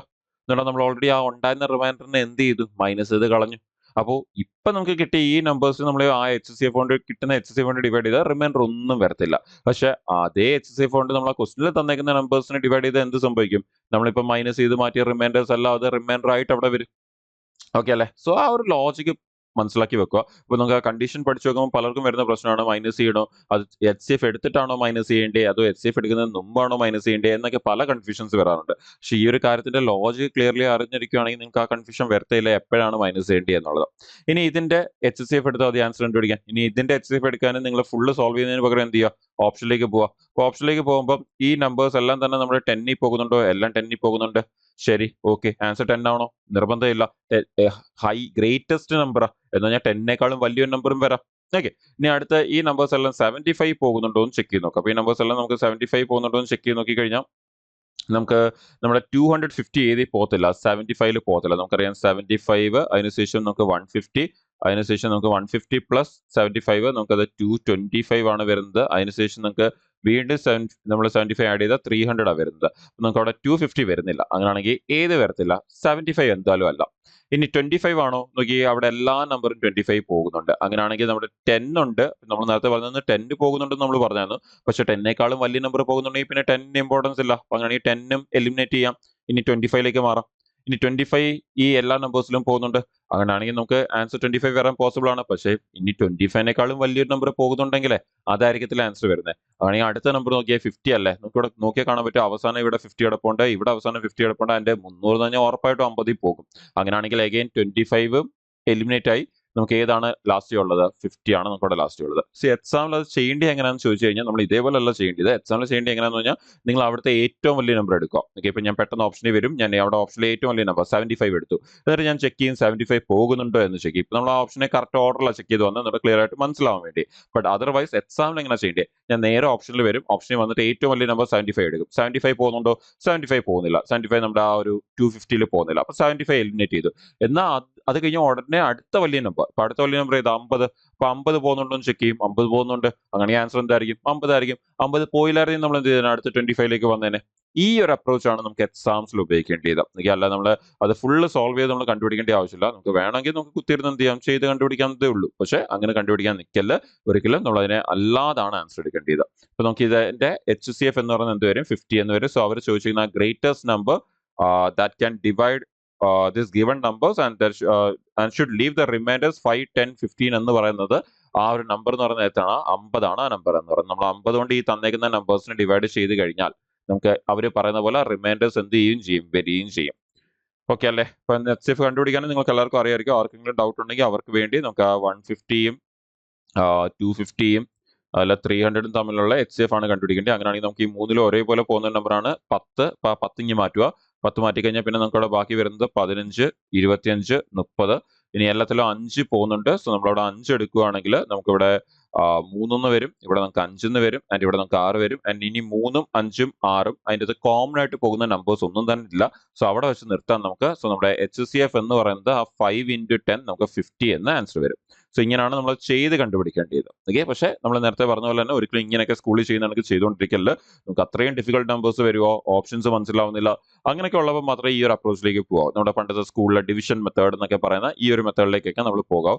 അതർവൈസ് നമ്മൾ ഈ മെത്തേഡിലേക്ക് ഒന്നും പോകാൻ നിൽക്കില്ല. നമ്മൾ നേരത്തെ പറഞ്ഞ പോലെ ജസ്റ്റ് ഓപ്ഷൻ ചെക്ക് ചെയ്യുക, അത് വെച്ച് നമ്മൾ ആൻസർ മാർക്ക് ചെയ്യുക, പോവുക. ആ ഒരു അപ്രോച്ചാണ് നമ്മൾ യൂസ് ചെയ്യേണ്ടത്. ഓക്കെ, നമുക്ക് അടുത്ത ദിവസത്തിലേക്ക് പോവാം. അടുത്ത ക്വസ്റ്റ്യൻ ഇപ്പൊ നമ്മൾ ചെയ്ത പോലെ തന്നെ എന്നാൽ കുറച്ചും ഡിഫറെന്റ് ആയിട്ടുള്ള question. The smallest 5-digit number that leaves a reminder of 6 when divided by 7 is. അപ്പൊ നമുക്ക് സ്മോളസ്റ്റ് 5-digit നമ്പറിനെ കണ്ടുപിടിക്കണം. ആ നമ്പറിനെ നമ്മൾ ഈ പറയുന്ന പോലെ 7 കൊണ്ട് ഡിവൈഡ് ചെയ്യുമ്പോൾ നമുക്ക് റിമൈൻഡർ എന്ത് വരെയും വേണം? 6 വരെയും വേണം. അതാണ് പറഞ്ഞേക്കുന്നത്. അപ്പൊ നമുക്കത് ഈ പറയുന്ന പോലെ നമുക്കത് ലോജിക് യൂസ് ചെയ്തോ അല്ലെങ്കിൽ നിങ്ങൾക്ക് മനസ്സിലാവുന്ന രീതിയിലൊക്കെ നിങ്ങൾക്ക് ട്രൈ ചെയ്ത് നോക്കാം.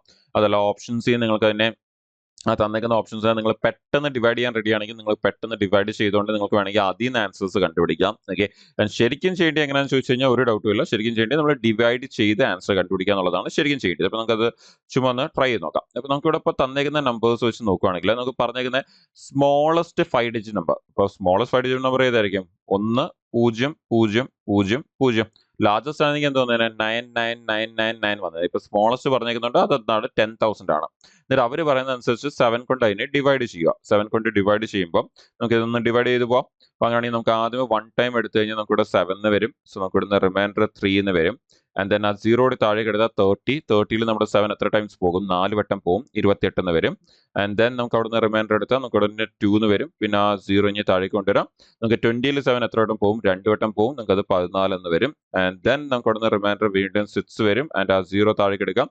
ആൻഡ് 60ൽ നമ്മുടെ 7 എത്ര വട്ടം പോകും? 8 ടൈംസ് പോകും. 56 ഇപ്പൊ 56. നമുക്ക് അവിടെ റിമൈൻഡർ ബാക്കി എത്ര വരുന്നുണ്ട്? 4 നമുക്ക് ബാക്കി വരുന്നുണ്ട്.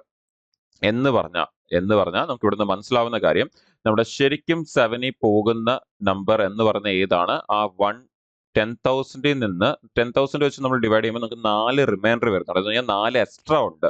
അങ്ങനെയാണെങ്കിൽ നമ്മൾ എന്ത് ചെയ്യുക? അതിൽ നിന്ന് ആ 4 കുറച്ച് കഴിഞ്ഞാൽ നമുക്ക് എന്ത് കിട്ടും? 999 നമുക്ക് ഈ പറയുന്ന 4 അല്ലേ കുറച്ച്. അപ്പോൾ 4 കുറയ്ക്കുമ്പോൾ നമുക്ക് 9996 എന്ന് കിട്ടും. അപ്പൊ ഇതാണ് നമ്മളുടെ ഈ പറഞ്ഞ 7ൽ പെർഫെക്റ്റ് ആയിട്ട് ഡിവൈഡ് ചെയ്ത് പോകുന്ന നമ്പർ എന്ന് പറയുന്നത്. എന്ന് പറഞ്ഞാൽ ആ നമ്പർ എന്ന് പറയുന്നത് നമ്മുടെ 1428 ഇൻറ്റു 7 ആണ് ആ നമ്പർ എന്ന് പറയുന്നത്. ഓക്കെ, ഇതാണ് നമ്മുടെ പെർഫെക്റ്റ്ലി ഡിവൈഡ് ആവുന്ന നമ്പർ. പക്ഷെ നമുക്ക് ഇതല്ല വേണ്ടി, നമുക്ക് അവർ പറഞ്ഞിരിക്കുന്ന സ്മോളസ്റ്റ് 5 ഡിജിറ്റ് നമ്പർ ആണ് വേണ്ടിയെന്ന് പറഞ്ഞിട്ടുമുണ്ട്. അറ്റ് ദ സെയിം ടൈം ആ സ്മോളസ്റ്റ് 5 ഡിജിറ്റ് നമ്പർ എന്ന് പറയുന്നത് എന്തായിരിക്കണം, നമ്മുടെ 6 റിമൈൻഡർ വരെയും വേണം. അതാണെങ്കിൽ നമുക്ക് ഈ പറഞ്ഞ 6 റിമൈൻഡർ വേണമെങ്കിലേ ഈ 6നെ ഇതിന്റെ കൂടെ ആഡ് ചെയ്ത് കൊടുക്കാം. നമ്മൾ ഈ 6നെ ഇതിന്റെ കൂടെ നമ്മൾ ആഡ് ചെയ്യുവാണെങ്കിൽ നമുക്ക് എത്ര വരും? 1 നമുക്ക് 6 + 6 അവസാനം 2 എന്ന് വരും. സോ അവിടെ ഓപ്ഷൻ നോക്കിയാൽ തന്നെ നമുക്ക് അറിയാൻ പറ്റും എന്താ വരാൻ പോകുന്നത്. 1002 എന്ന് വരും. ഇപ്പൊ നോക്കിയേ, ഇതിപ്പോ സ്മോളസ്റ്റ് 5 ഡിജിറ്റ് നമ്പർ അല്ലേ. ഈ സ്മോളസ്റ്റ് ഈ 5 ഡിജിറ്റ് നമ്പറിനെ നമുക്ക് അവിടെ കാണാൻ പറ്റും 5 ഡിജിറ്റ് നമ്പറും ആണ്. ആൻഡ് ഇതിനെ നമ്മളിപ്പോ ഈ 7 കൊണ്ട് ഡിവൈഡ് ചെയ്ത് കഴിഞ്ഞാൽ നമുക്ക് റിമൈൻഡർ എന്തും വരികയും ചെയ്യും, 6 വരികയും ചെയ്യും. നമ്മളിപ്പോ 10,000നെ 7 കൊണ്ട് ഡിവൈഡ് ചെയ്തപ്പോൾ 4 വന്നെങ്കിൽ എക്സ്ട്രാ വരുന്ന നമുക്ക് 6 ആയിരുന്നു വരേണ്ടിയിരുന്നത്. അപ്പൊ നിങ്ങൾക്ക് അത് പെട്ടെന്ന് എടുക്കാൻ വേണ്ടി ഈ പറഞ്ഞ 6 ആണ് വരേണ്ടിയിരുന്നത്, വന്നത് 4. അങ്ങനെയാണെങ്കിൽ നമുക്ക് അവിടെ 2 ആണ് കുറവുള്ളത്. അപ്പൊ അങ്ങനെയാണെങ്കിൽ ആ 2നെ കൂടി ഇതിന്റെ കൂടെ ആഡ് ചെയ്താൽ മതി, ആ 10,000 കൂടെ. അപ്പൊ 10,000 കൂടെ 2 കൂടി ആഡ് ചെയ്താൽ നമുക്ക് എത്ര വരും? ആ 10,000 കൂടെ 2 കൂടി ആഡ് ചെയ്താൽ നമുക്ക് 10,002 എന്ന് വരും. അതായിരിക്കും ആൻസർ. അതെന്ന് പറഞ്ഞിട്ട് ആൻസർ മാറിക്കാം. ഇത് ക്ലിയർലി മനസ്സിലാകാൻ വേണ്ടിയാണ് നമ്മൾ ഈ ഒരു കാര്യം കൂടി അവിടെ എഴുതിയത്. എന്ന് പറഞ്ഞാൽ പെർഫെക്റ്റ്ലി ഡിവൈഡ് ആവുന്ന നമ്പർ ഏതാണ്? 10,000 തൊട്ട് ബാക്കി വരുന്നത്. എന്നിട്ട് അതിന്റെ കൂടെ 6 കൂടി ആഡ്, അവർ പറഞ്ഞിരിക്കുന്ന അനുസരിച്ചാണ് ഈ 5 ഡിജിറ്റ് നമ്പർ വേണം. അപ്പൊ നമ്മൾ 6 ആഡ് ചെയ്യുമ്പോൾ തന്നെ എന്ത് വരുന്നുണ്ട്? 5 ഡിജിറ്റ് നമ്പർ വരുന്നുണ്ട്. അപ്പം കുറെ പേരെങ്കിലും ചെയ്യാൻ സാധ്യതയുള്ള മിസ്റ്റേക്ക് എന്താണ്? ആദ്യം എന്ത് ചെയ്യും, ഈ പറയുന്ന ഇതിന്റെ തൊട്ട് മേളിൽ വരുന്ന ഈ പോകുന്ന നമ്പർ കണ്ടുപിടിക്കും. ഓക്കെ, ഇപ്പൊ 9996ന്റെ കൂടെ അടുത്തൊരു 7 കൂടി ആഡ് ചെയ്യുമ്പോഴത്തേന്ന് നമുക്ക് അത് ചിലപ്പം എന്താ പറയാ 10,004 എന്ന് വരും. അപ്പൊ 10,004 എന്തി പോകും, അല്ല 10,003 എന്ന് വരും. 10,003 എന്ന് വരും. അപ്പൊ ഈ നമ്പർ ഏതി പോകുന്നുണ്ട്? നമ്മുടെ ഈ പറഞ്ഞ 7ൽ എക്സാക്ട്ലി പോകുന്നുണ്ട്. എന്നിട്ട് എന്ത് ചെയ്യും, അതിന്റെ കൂടെ ഒരു റിമൈൻഡർ 6 വരണമെന്നല്ലേ പറഞ്ഞിരിക്കുന്നത്, അതിന്റെ കൂടെ ഒരു 6 കൂടി ആഡ് ചെയ്യും. എന്നിട്ട് എന്ത് ചെയ്യും, 10,009 എന്ന് കയറി എടുക്കും. അപ്പോൾ അങ്ങനെ എടുക്കല് അതെന്താണ്? തെറ്റാണ്. അവർ പറയുന്ന സ്മോളസ്റ്റ് 5 ഡിജിറ്റ് നമ്പർ ആയിരിക്കണം, അതിനെ ഡിവൈഡ് ചെയ്യാനത്ത് 6 റിമൈൻഡർ വരണം എന്നേ പറയുന്നുള്ളൂ. അപ്പൊ ഈ പറയുന്ന ഇതിനെ നമ്മൾ ഡിവൈഡ് ചെയ്താലും എന്ത് റിമൈൻഡർ വരും? ഈ 1009നെ നമ്മളിപ്പോ 7 കൊണ്ട് ഡിവൈഡ് ചെയ്താലും കറക്റ്റ് 6 റിമൈൻഡർ വരും. പക്ഷെ അതാണോ അവർ ചോദിക്കുന്ന സ്മോളസ്റ്റ് 5 ഡിജിറ്റ് നമ്പർ? അല്ല. അവർ ചോദിക്കുന്ന സ്മോളസ്റ്റ് 5 ഡിജിറ്റ് നമ്പറിനെ ഡിവൈഡ് ചെയ്യുമ്പോൾ 6 റിമൈൻഡർ വരണമെന്ന് പറഞ്ഞിട്ടുണ്ട്. അപ്പം 1009നെ ഡിവൈഡ് ചെയ്താലും 6 റിമൈൻഡർ വരും, 1002നെ ഡിവൈഡ് ചെയ്താലും 6 റിമൈൻഡർ വരും. പക്ഷെ ഏതാണ് ഈ പറയുന്ന കറക്റ്റ് ആയിട്ടുള്ള അവർ ചോദിക്കുന്നതിനനുസരിച്ചുള്ള കണ്ടീഷൻ ഫോളോ ചെയ്യുന്നത്? സ്മോളസ്റ്റ് എന്ന് പറഞ്ഞിട്ടുണ്ട്. അപ്പൊ 1009 ആണോ സ്മോളസ്റ്റ് അതോ 1002 ആണോ സ്മോളസ്റ്റ്? ഉറപ്പായിട്ടും 1002 അല്ലേ സ്മോളസ്റ്റ്. അപ്പൊ അതാണ് നമ്മുടെ ആൻസർ ആയിട്ട് എടുക്കേണ്ടത്. നിങ്ങൾ കാണാൻ പറ്റും അവിടെ സെക്കൻഡ് ഓപ്ഷൻ 1009 തന്നിട്ടുണ്ട്. അതും ഈ പറഞ്ഞ കണ്ടീഷൻ ഫോളോ ചെയ്യുന്നുണ്ട്. പക്ഷെ അതെന്തല്ല, സ്മോളസ്റ്റ് അല്ല.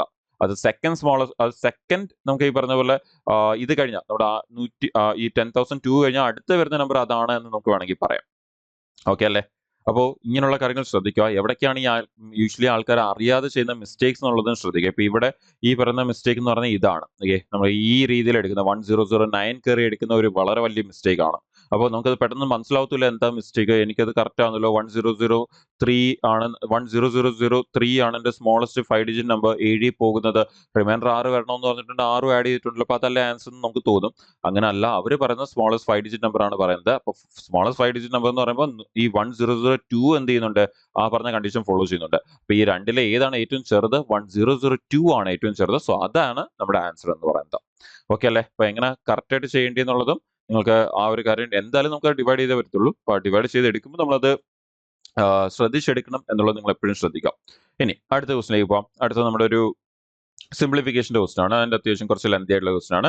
The value of 6/5 of 1/3 plus 2/4 minus 5/6 of 3/10 plus 12/20 minus 1/6.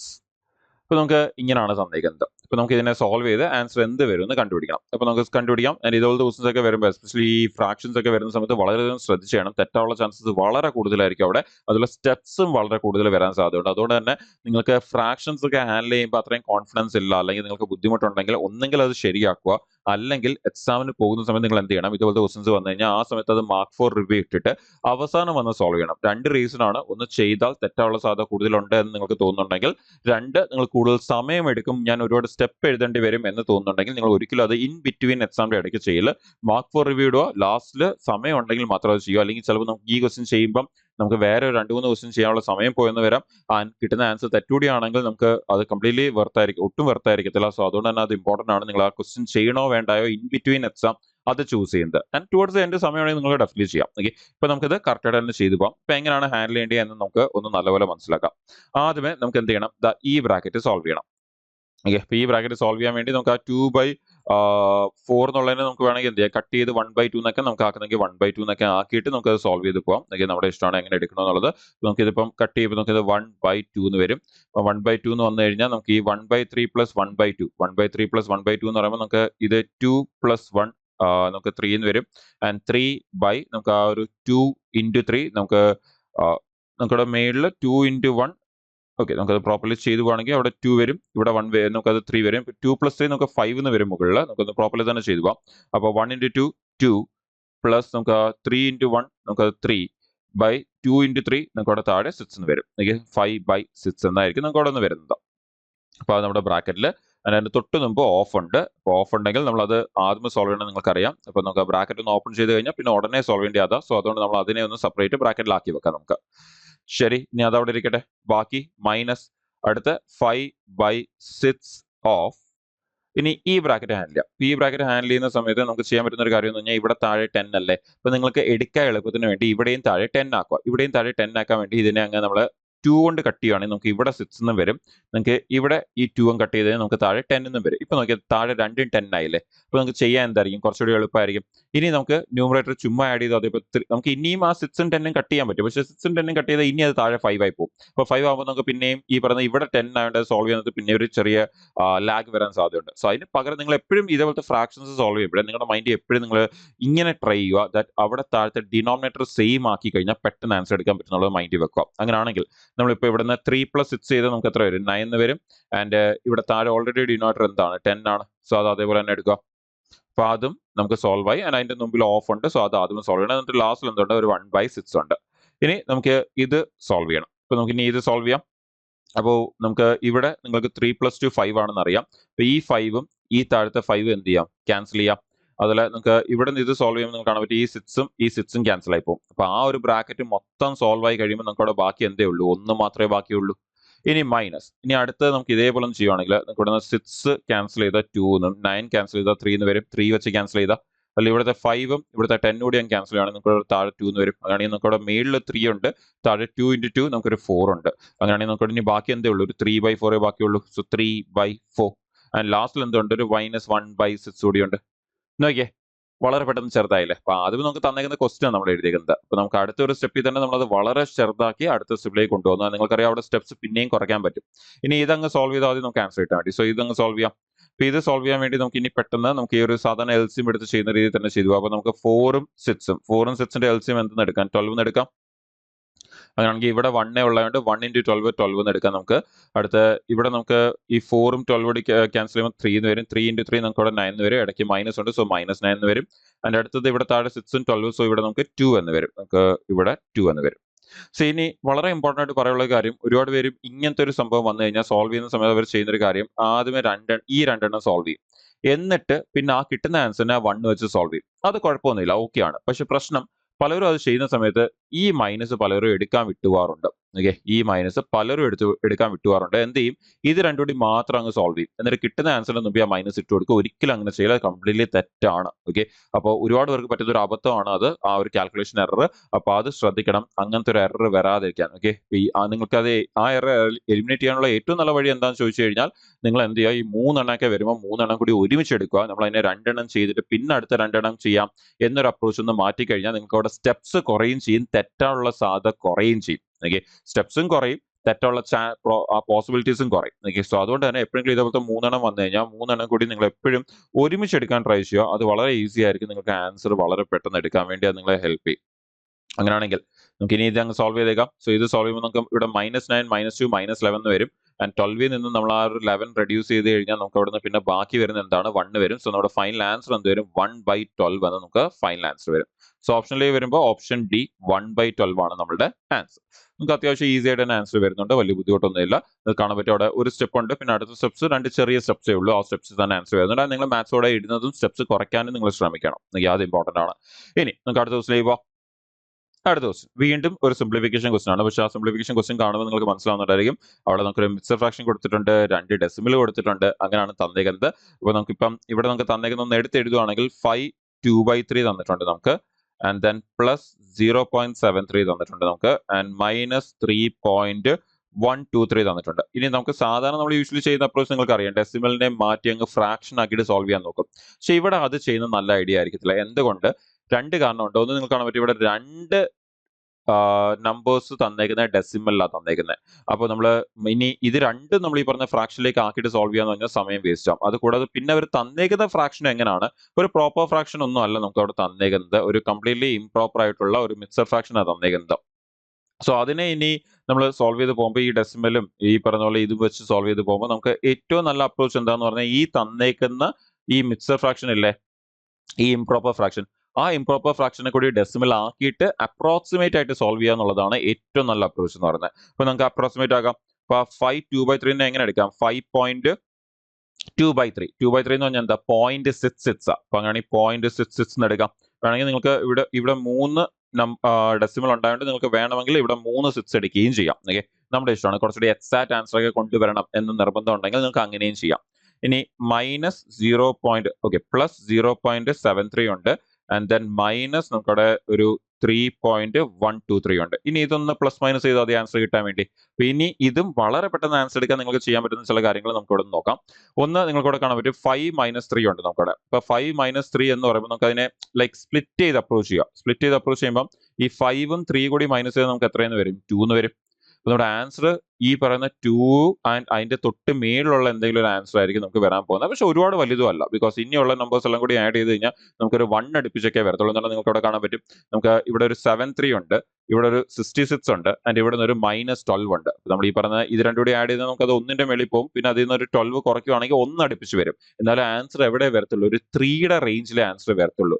So ഓപ്ഷനിലേക്ക് വന്ന 3യുടെ റേഞ്ചിലുള്ള ആൻസേഴ്സ് നോക്കിയാൽ ഒന്ന് നമുക്കിപ്പോൾ ഇവിടെ തന്നെ 2 കിട്ടിയിട്ടുണ്ട്. അപ്പൊ എന്തായാലും 2.55 അല്ല, അതുപോലെ 5.73 വരെ പോകത്തുമില്ല. സോ ആൻസർ ഒന്നുകിൽ 3.27 അല്ലെങ്കിൽ 3.17. പക്ഷെ നമ്മളതൊന്ന് എക്സാക്ട് എടുക്കണം, ഇല്ലെങ്കിൽ നമുക്കത് തെറ്റാൻ സാധ്യതയുണ്ട്. നിങ്ങൾക്ക് കാണാൻ പറ്റുന്നുണ്ട് 2717 എന്നാണ് തന്നേക്കുന്നത് ഡെസിമൽ. അപ്പൊ അത് കുറച്ച് നോക്കിയെടുത്തില്ലെങ്കിൽ നമുക്ക് തെറ്റാൻ നല്ല ചാൻസ് ഉണ്ട്. സോ ഇനി ബാക്കിയുള്ളതെല്ലാം കൂടി നമ്മളൊന്ന് ഹാൻഡിൽ ചെയ്യുവാണെങ്കിൽ ബാക്കിയുള്ളത് എങ്ങനെ ഹാൻഡിൽ ചെയ്യാം? നമുക്ക് ആ 6ഉം ഉണ്ട്. അതിൽ നിന്ന് വേണമെങ്കിൽ നമുക്ക് എന്ത് ചെയ്യാം? ആ 73 തന്നേക്കുന്നത് നമുക്ക് അങ്ങ് മൈനസ് ചെയ്യാം. ഈ 73 അങ്ങ് മൈനസ് ചെയ്യുവാണെങ്കിൽ ഡെസിമൽസ് ആണ് നമ്മൾ ഹാൻഡിൽ ചെയ്യുന്നത്. 73 അങ്ങ് മൈനസ് ചെയ്യുവാണെങ്കിൽ നമുക്ക് ബാക്കി എന്ത് വരും എന്നുള്ളത് എടുത്ത് നമുക്ക് സോൾവ് ചെയ്ത് പോകാം. അപ്പോൾ നമുക്ക് നമ്മൾ തിരിച്ചെഴുതിയത് നമുക്കത് ശരിയാക്കാം. അല്ലെങ്കിൽ നമുക്ക് ഈ അവസാനം കിടക്കുന്നത് മൈനസ് ചെയ്തിട്ട് ആഡ് ചെയ്യാം. നമുക്ക് ഈ അവസാനം കിടക്കുന്ന അങ്ങ് മൈനസ് ചെയ്യാം. അവസാനം കിടക്കുന്നത് എന്താണ്? 1 2 3 അല്ലേ, അതങ്ങ് മൈനസ് ചെയ്യാം. അപ്പൊ അത് മൈനസ് അല്ലല്ലേ കിടക്കുന്നത്, അതങ്ങ് മൈനസ് ചെയ്യാം. അതങ്ങ് മൈനസ് ചെയ്ത് എന്ത് വരും? ഇവിടെ 3 എന്ന് വരും, ഇവിടെ നമുക്ക് 4 എന്ന് വരും, ആൻഡ് ഇവിടെ നമുക്ക് 5 എന്ന് വരും. ഇനി ഇതിന്റെ കൂടെ എന്ത് ആഡ് ചെയ്താൽ മതി? ആ 73 ആഡ് ചെയ്താൽ മതി. നമുക്ക് ആ 7 3 ആഡ് ചെയ്യുവാണെങ്കിൽ നമുക്ക് എത്ര വരും? ഇവിടെ നിന്ന് 3 വരും. നമുക്ക് ആ 4 + 3 നമുക്ക് അവിടെ നിന്ന് 7 വരും, ആൻഡ് ദെൻ നമുക്ക് ആ ഒരു 5 + 7 നമുക്ക് അതൊന്ന് 12 എന്ന് വരും. സോ 2 ആൻഡ് ക്യാരി ഓവർ വരുമ്പോഴത്തെ 1 പോയിന്റ് എന്ന് വരും. അപ്പൊ 1.27. അപ്പൊ 1.27 എന്ന് പറയുമ്പോൾ നിങ്ങൾക്ക് ഓൾറെഡി മനസ്സിലായി എന്താ ആൻസർ വരാൻ പോകുന്നുള്ള. ഓപ്ഷന്റെ അവസാനം ഡെസിമൽ 27 വരുന്നതാണ് ആൻസർ. ഓപ്ഷൻ എ ആണ് നമ്മുടെ ആൻസർ. നമ്മളത് പിന്നെ എഴുതാനൊന്നും നിൽക്കില്ല. അപ്പൊ 3 + 1 2 + 1 3 ആൻഡ് 0.27. അപ്പൊ 3.27 ആണ് നമ്മുടെ ആൻസർ ആയിട്ട് നമുക്ക് അവിടെ വരുന്നത്. 3.27 ആണ് നമുക്ക് ആൻസർ ആയിട്ട് വരുന്നത്. നോക്കിയേ, വളരെ സിമ്പിൾ ആയിട്ട് തന്നെ ആൻസർ വരുന്നുണ്ട്. അപ്പൊ നിങ്ങൾക്കറിയാം ഫസ്റ്റ് സ്റ്റെപ്പ് നമ്മൾ ചുമ്മാ ഒന്ന് എടുത്ത് എഴുതിയതാണ്. അപ്പോൾ ഒരു സ്റ്റെപ്പ് ഉണ്ട്, അടുത്ത സ്റ്റെപ്പിൽ നമുക്ക് ആൻസർ കിട്ടിയിട്ടുണ്ട്. ഓക്കെ അല്ലേ? അപ്പൊ ഈ ഒരു രീതിയിലാണ് അതിനെ അപ്രോച്ച് ചെയ്യുക. മാക്സിമം അപ്രോക്സിമേറ്റ് ആയിട്ട് എടുക്കാൻ നോക്കുക. പിന്നെ നമ്മൾ അതിനെ എക്സാക്ട്ലി ചെയ്തു പോകാനുള്ള റീസൺ എന്ന് പറഞ്ഞാൽ ഇവിടെ നിങ്ങൾക്ക് കാണാൻ പറ്റും ആ ഒരു 3.27 3.17 അങ്ങനെ തന്നേക്കുന്നതുകൊണ്ടാണ് നമ്മൾ അതിനെ കുറച്ചുകൂടി അക്യുറേറ്റ് ആയിട്ട് സോൾവ് ചെയ്ത് പോകാൻ നോക്കിയത്. ഇല്ലെങ്കിൽ നമുക്ക് എവിടെയെങ്കിലും ചെറുതായിട്ട് തെറ്റി കഴിഞ്ഞാൽ നമുക്ക് അവിടെ ഒരു കൺഫ്യൂഷൻ ഉണ്ടാവും ഉറപ്പായിട്ടും. എന്നാൽ ഡെസിമലിലാണ് മാറ്റി തന്നേക്കുന്നത്. പക്ഷേ അതിൽ അതല്ലാതെ നിങ്ങൾക്ക് അറിയാൻ പറ്റും 2 ഓപ്ഷൻ എന്തായാലും എലിമിനേറ്റ് ആവുന്നുണ്ട്. സോ അതേപോലെ ഓപ്ഷൻസ് എലിമിനേറ്റ് ചെയ്ത് പോവാം. ഇനി നമുക്ക് അടുത്ത ക്വസ്റ്റിലേക്ക് പോകാം. അപ്പൊ അടുത്ത ക്വസ്റ്റ്യൻ നമ്മുടെ ഒരു ട്രിഗ്നോമെട്രിയുടെ ക്വസ്റ്റ്യൻ ആണ്. നമ്മൾ നമ്മുടെ ലാസ്റ്റ് സെഷൻ ചെയ്ത സമയത്ത് നമ്മൾ അവിടെ കൂടുതലും അർദ്ധമാറ്റിക് ടോപ്പിക്സ് ഫോക്കസ് ചെയ്തത്. അർദ്ധമാറ്റിക് ടോപ്പിക്സിനെ കുറിച്ചാണ് നമ്മൾ ചെയ്തത്. നിങ്ങൾക്കറിയാം അർദ്ധമാറ്റിക് ടോപ്പിക് ആണ് റെയിൽവേയിൽ കൂടുതലും ചോദിക്കുന്നത് കമ്പയർ ടു അഡ്വാൻസ് മാത്സ്. നിങ്ങൾക്കറിയാം അഡ്വാൻസ് മാത്സ് എന്ന് പറയുമ്പോൾ 4 ടോപ്പിക്കാണ് വരുന്നത്. നമ്മുടെ ഓൾജിബ്ര, ട്രിഗ്നോമെട്രി, ജോമെട്രി, മെൻസുറേഷൻ. അപ്പോൾ ഇതിലും നമുക്ക് ഏറ്റവും ഇമ്പോർട്ടൻറ്റ് മെൻസുറേഷൻ ആണ് എന്ന് പറയാം. അപ്പോൾ ഈ ഒരു 4 ടോപ്പിക്ക് നമ്മുടെ SSC എക്സാംസിലേക്ക് വരുമ്പോൾ ഭയങ്കര ഇമ്പോർട്ടൻ്റ് ആവും. പക്ഷേ റെയിൽവേ എക്സാംസിലേക്ക് വരുമ്പോൾ ഈവൻ ഇത് വലിയ ടോപ്പിക് ആണെങ്കിലും നമുക്ക് അവിടെ നിന്ന് ക്വസ്റ്റ്യൻ വരാറുണ്ടെങ്കിലും ഒരുപാട് ക്വസ്റ്റ്യൻ വരാറില്ല. അപ്പോൾ അതുകൊണ്ട് തന്നെ നമുക്ക് അരിത്മെറ്റിക് ടോപ്പിക് കുറച്ചുകൂടി ഇമ്പോർട്ടൻ്റ് ആണ്. പക്ഷേ കഴിഞ്ഞ സെഷനിൽ അതുകൊണ്ട് നമ്മൾ ഫുൾ അരിത്മെറ്റിക് ഫോക്കസ് ചെയ്തത്. അപ്പോൾ ഈ സെഷനിൽ നമ്മൾ അരിത്മെറ്റിക് എടുത്തിട്ടുണ്ട്. നിങ്ങൾക്കറിയാം നമ്മൾ ഇത്രയും നേരം അരിത്മെറ്റിക് ചെയ്തുകൊണ്ടിരുന്നത്. പക്ഷേ ഇത് കൂടാതെ നമ്മൾ ഈ സെഷനിൽ എന്തുകൂടി എടുത്തിട്ടുണ്ട്, ഈ പറയുന്ന അഡ്വാൻസ് മാത്സ് കൂടി എടുത്തിട്ടുണ്ട്. ലൈക്ക് ട്രിഗ്നോമെട്രി, ഓൾജിബ്ര, ഒരുപാട് സ്കിപ്പ് ഒക്കെ ചെയ്ത് കളയുന്ന ടോപ്പിക്സ് ഒരിക്കലും സ്കിപ്പ് ചെയ്യാൻ പാടില്ല. ഭയങ്കര സിമ്പിൾ ആയിട്ടുള്ള ക്വസ്റ്റ്യൻസ് ആണ് അവർ റെയിൽവേ എസ്പെഷ്യലി റെയിൽവേ എക്സാംസിൽ ചോദിക്കുന്നത്. നമ്മൾ അവിടെ ക്വസ്റ്റ്യൻസ് സ്കിപ്പ് ചെയ്ത് കഴിഞ്ഞ് കഴിഞ്ഞാൽ നമ്മുടെ റാങ്കും നമ്മുടെ മാർക്കും ഒക്കെ വളരെ അധികം വ്യത്യാസം വരും. നിങ്ങൾ അറിഞ്ഞിരിക്കുക, പലരും ലാസ്റ്റ് ലിസ്റ്റിലേക്ക് പുറത്തായി പോകുന്നത് 0.002 അല്ലെങ്കിൽ 001 പുറത്തായി പോകുന്നത്. അപ്പം നിങ്ങൾ സ്കിപ്പ് ചെയ്യാൻ നോക്കുന്ന ഒരു കംപ്ലീറ്റ് 1 മാർക്കോ 2 മാർക്കോ 3 മാർക്കോ 4 മാർക്കൊക്കെയാണ് സ്കിപ്പ് ചെയ്യാൻ നോക്കുന്നത്. പലരും ലിസ്റ്റിന്റെ അവസാനത്തെ ലിസ്റ്റിൽ പുറത്താവുന്നത് തന്നെ 0.001 പുറത്താവുന്നത്. അപ്പം നിങ്ങൾ ആലോചിച്ചു 4 മാർക്കും 0.001 അത് സ്കിപ്പ് ചെയ്യുന്നത് നല്ലൊരു ഐഡിയ ആണോ? ഒരിക്കലും അല്ല. ഓക്കെ, ആൻഡ് വളരെ സിമ്പിൾ ആയിട്ടുള്ള ക്വസ്റ്റൻസ് ആ ചോദിക്കുന്നതും. അതുകൊണ്ട് തന്നെ സ്കിപ്പ് ചെയ്യുന്ന അങ്ങനെയും ഒരു വളരെ എന്താ പറയാ ഒരു നല്ല ഐഡിയ അല്ല. നിങ്ങൾ അത് ഒരിക്കലും ചെയ്യില്ല. നിങ്ങളുടെ മാത്സും റീസണിങ്ങും നല്ലപോലെ നിങ്ങൾ അറിഞ്ഞിരിക്കണം. എന്നിട്ട് നിങ്ങൾ എന്ത് ചെയ്യണം, GK സ്ട്രോങ് ആക്കി എടുക്കണം. എന്നാൽ ഈ പറയുന്ന എക്സാമിന് നമ്മൾ പറയുന്ന ഒരു കാര്യമാണ് GK ആണ് ഏറ്റവും important railway exam. Definitely GK ആണ് ഏറ്റവും ഇമ്പോർട്ടന്റ്. അത് അങ്ങനെ പറയാൻ കാരണം നല്ലപോലെ ചെയ്യുന്ന ആൾക്കാരെല്ലാവരും മാത്സും റീസണിങ്ങും മൊത്തം ചെയ്യും. പിന്നെ ശരിക്കും ഡിസൈഡ് ചെയ്യാൻ പോകുന്ന ഫാക്ടർ GK ആണ്. അല്ലാതെ ഒരിക്കലും അതുകൊണ്ട് ഉദ്ദേശിക്കുന്നത് ഞാൻ GK മാത്രം പഠിച്ചാൽ മതി, മാത്സും റീസണിങ്ങും വലിയ ഇമ്പോർട്ടൻസ് കൊടുക്കേണ്ട എന്നല്ല ഉദ്ദേശിക്കുന്നത്. മാത്സും റീസണിങ്ങും നല്ലപോലെ ചെയ്യുന്നവര്, എക്സാമിൽ പഠിച്ചിട്ട് വരുന്നവര് മാത്സും റീസണിങ്ങും നല്ലപോലെ ചെയ്യും. അവരതിൽ മൊത്തം മാർക്കും വാങ്ങിക്കും. അതുകൊണ്ട് തന്നെ നമ്മുടെ ഇത് ഡിസൈഡ് ചെയ്യാൻ പോകുന്നത് എന്താണ്, GK ആണ്. എന്നുള്ള GKയിൽ ഒരിക്കലും 100% മാർക്ക് വാങ്ങിക്കാന്ന് പറഞ്ഞാൽ അത്രയും പോസിബിൾ അല്ല. അവിടെ നമ്മൾ പഠിക്കുന്ന ടോപ്പിക്ക്, നമ്മൾ പഠിക്കുന്ന ഏരിയാസ്, നമ്മൾ പഠിച്ചതിൽ നിന്നാണോ ക്വസ്റ്റ്യൻസ് വരുന്നത്, നമ്മൾ പഠിച്ച കറണ്ട് അഫയറിൽ നിന്നാണോ ക്വസ്റ്റ്യൻ വരുന്നത്, നമുക്ക് ഒരിക്കലും അവിടെ ഒരു 100% സ്കോർ ചെയ്യുക എന്ന് പറഞ്ഞാൽ പോസിബിൾ അല്ല. പക്ഷെ മാത്സും റീസണിങ്ങിലും 100% സ്കോർ ചെയ്യുക എന്ന് പറഞ്ഞാൽ പോസിബിൾ ആണ്. എന്നിട്ട് ആ ഒരു ഏരിയാസ് ഭയങ്കര ഫിക്സ്ഡ് ആണ്. ആ ഏരിയ നല്ലപോലെ പഠിച്ചു കഴിഞ്ഞാൽ നമുക്ക് ഉറപ്പായിട്ടും അവിടെ ഫുള്ള് മാർക്ക് വാങ്ങിക്കാൻ പറ്റും.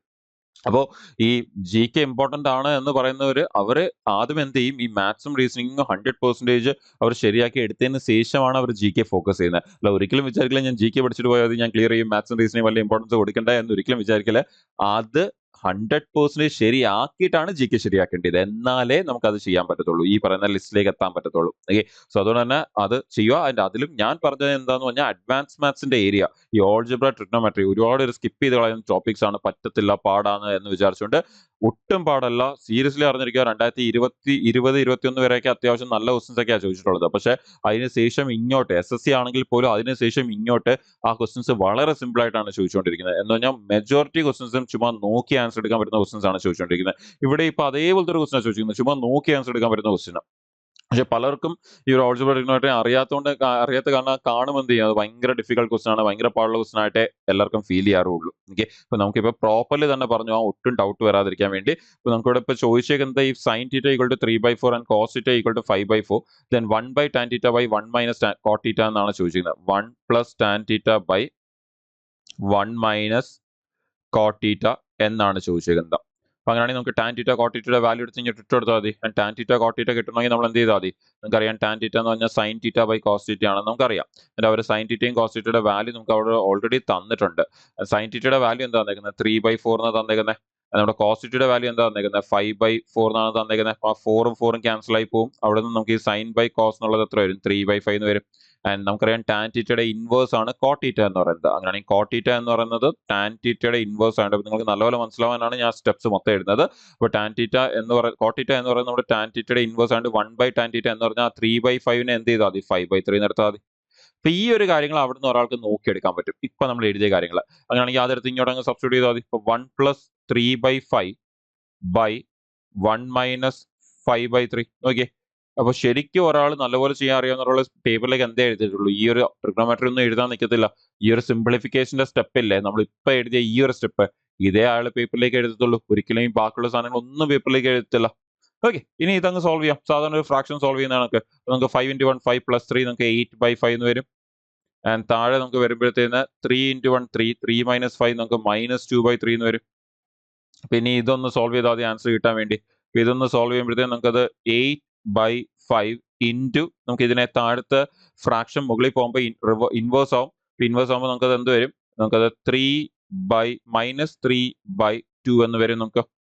ഇനി ഇതൊന്ന് കട്ട് ചെയ്താൽ മതി നമുക്ക് ആൻസർ കിട്ടാൻ വേണ്ടി. സോ നമുക്ക് ഈ 2ഉം ഈ ഒരു 8 കൂടി കട്ട് ചെയ്യുമ്പോൾ നമുക്ക് അവിടെ 4 എന്ന് വരും. ആൻഡ് 3 into 4 നമുക്ക് അവിടെ നിന്ന് 12 എന്ന് വരും.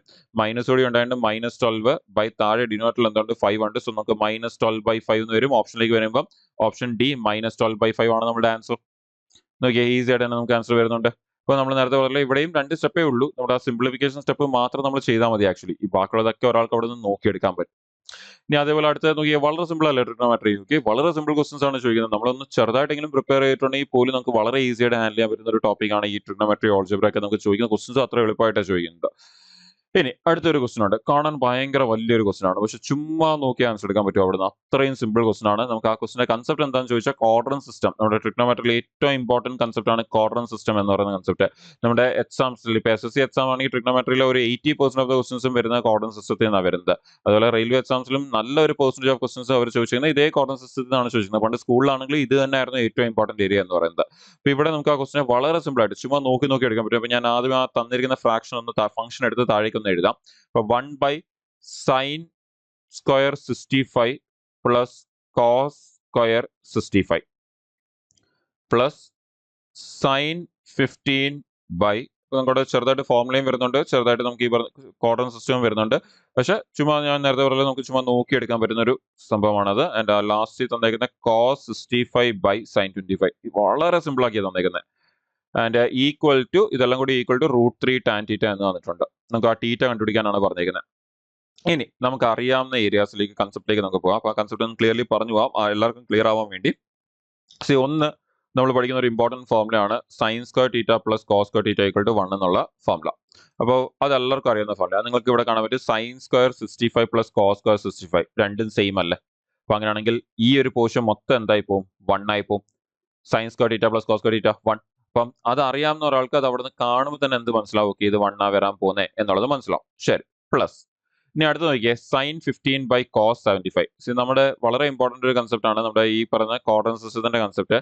If a plus b equal to 90 degree ആണെങ്കിൽ, okay, a plus b equal to 90 degree ആണെങ്കിൽ, if a plus b equal to 90 degree ആണെങ്കിൽ നമ്മുടെ ഈ പറയുന്ന sin a is equal to cos b ആയിരിക്കും. അല്ലെങ്കിൽ തിരിച്ചും പറയാം, നമ്മുടെ sin b is equal to cos a ആയിരിക്കും എന്ന് നമുക്ക് പറയാം. അത് നിങ്ങൾ സിമ്പിൾ ആയിട്ട് ആലോചിക്കാൻ വേണ്ടി നിങ്ങൾ ചുമ്മാ നമ്മുടെ ട്രിഗണോമെട്രി ടേബിൾ ആലോചിച്ച് നോക്കിയാൽ മതി. നമ്മുടെ sin 30യുടെ വാല്യൂയും cos 60യുടെ വാല്യൂയും സെയിം അല്ലേ.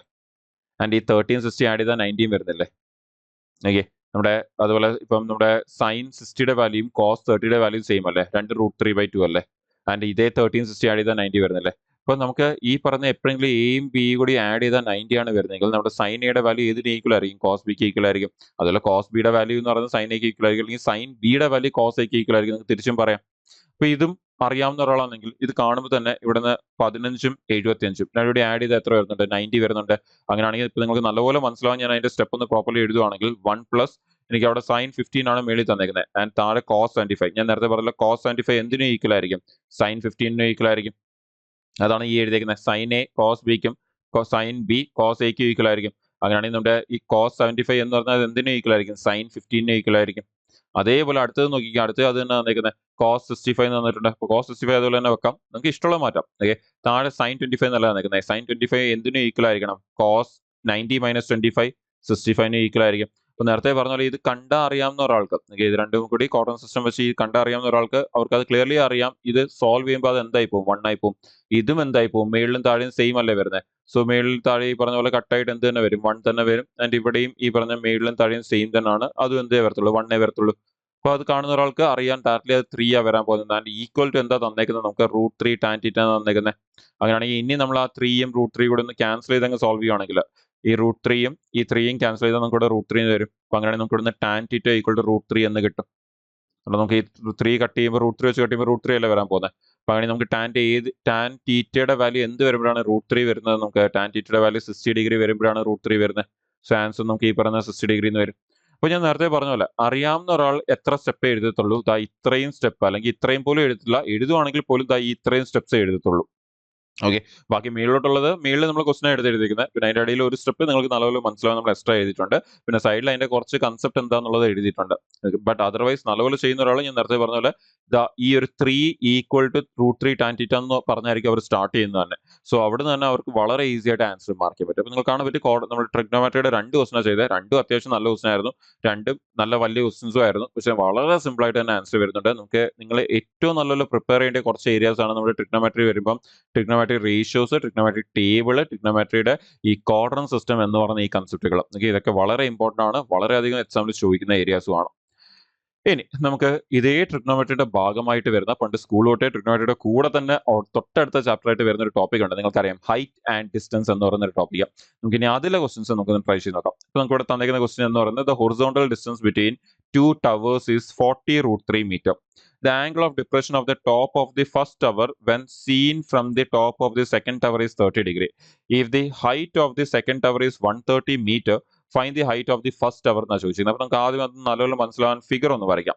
അപ്പൊ അവർ പറയുന്നത് 2 ടവർ ഉണ്ട്. ആ 2 ടവറിന്റെ ഇടയ്ക്കുള്ള ഡിസ്റ്റൻസ് എന്ന് പറയുന്നത് 40√3 മീറ്റർ എന്നാണ് പറഞ്ഞിരിക്കുന്നത്. 40√3 മീറ്റർ.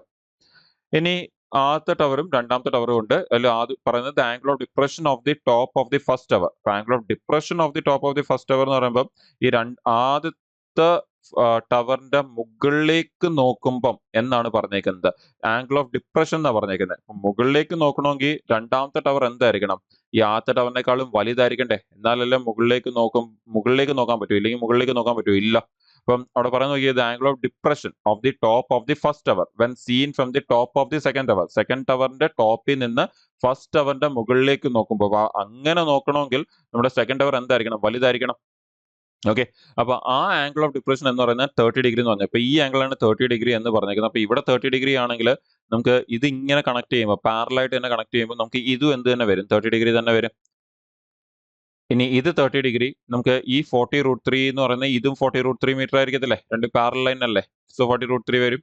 ഇനി എന്താ പറഞ്ഞേക്കുന്നത്? If the height of the second tower is 130 metre. അപ്പൊ സെക്കൻഡ് ടവർ എന്ന് പറയുമ്പോൾ ഏറ്റവും വലിയ ടവർ. ഏറ്റവും വലിയ ടവറിന്റെ ടോട്ടൽ ഹൈറ്റ് എന്ന് പറയുന്നത് 130 മീറ്റർ എന്ന് പറഞ്ഞിട്ടുണ്ട്.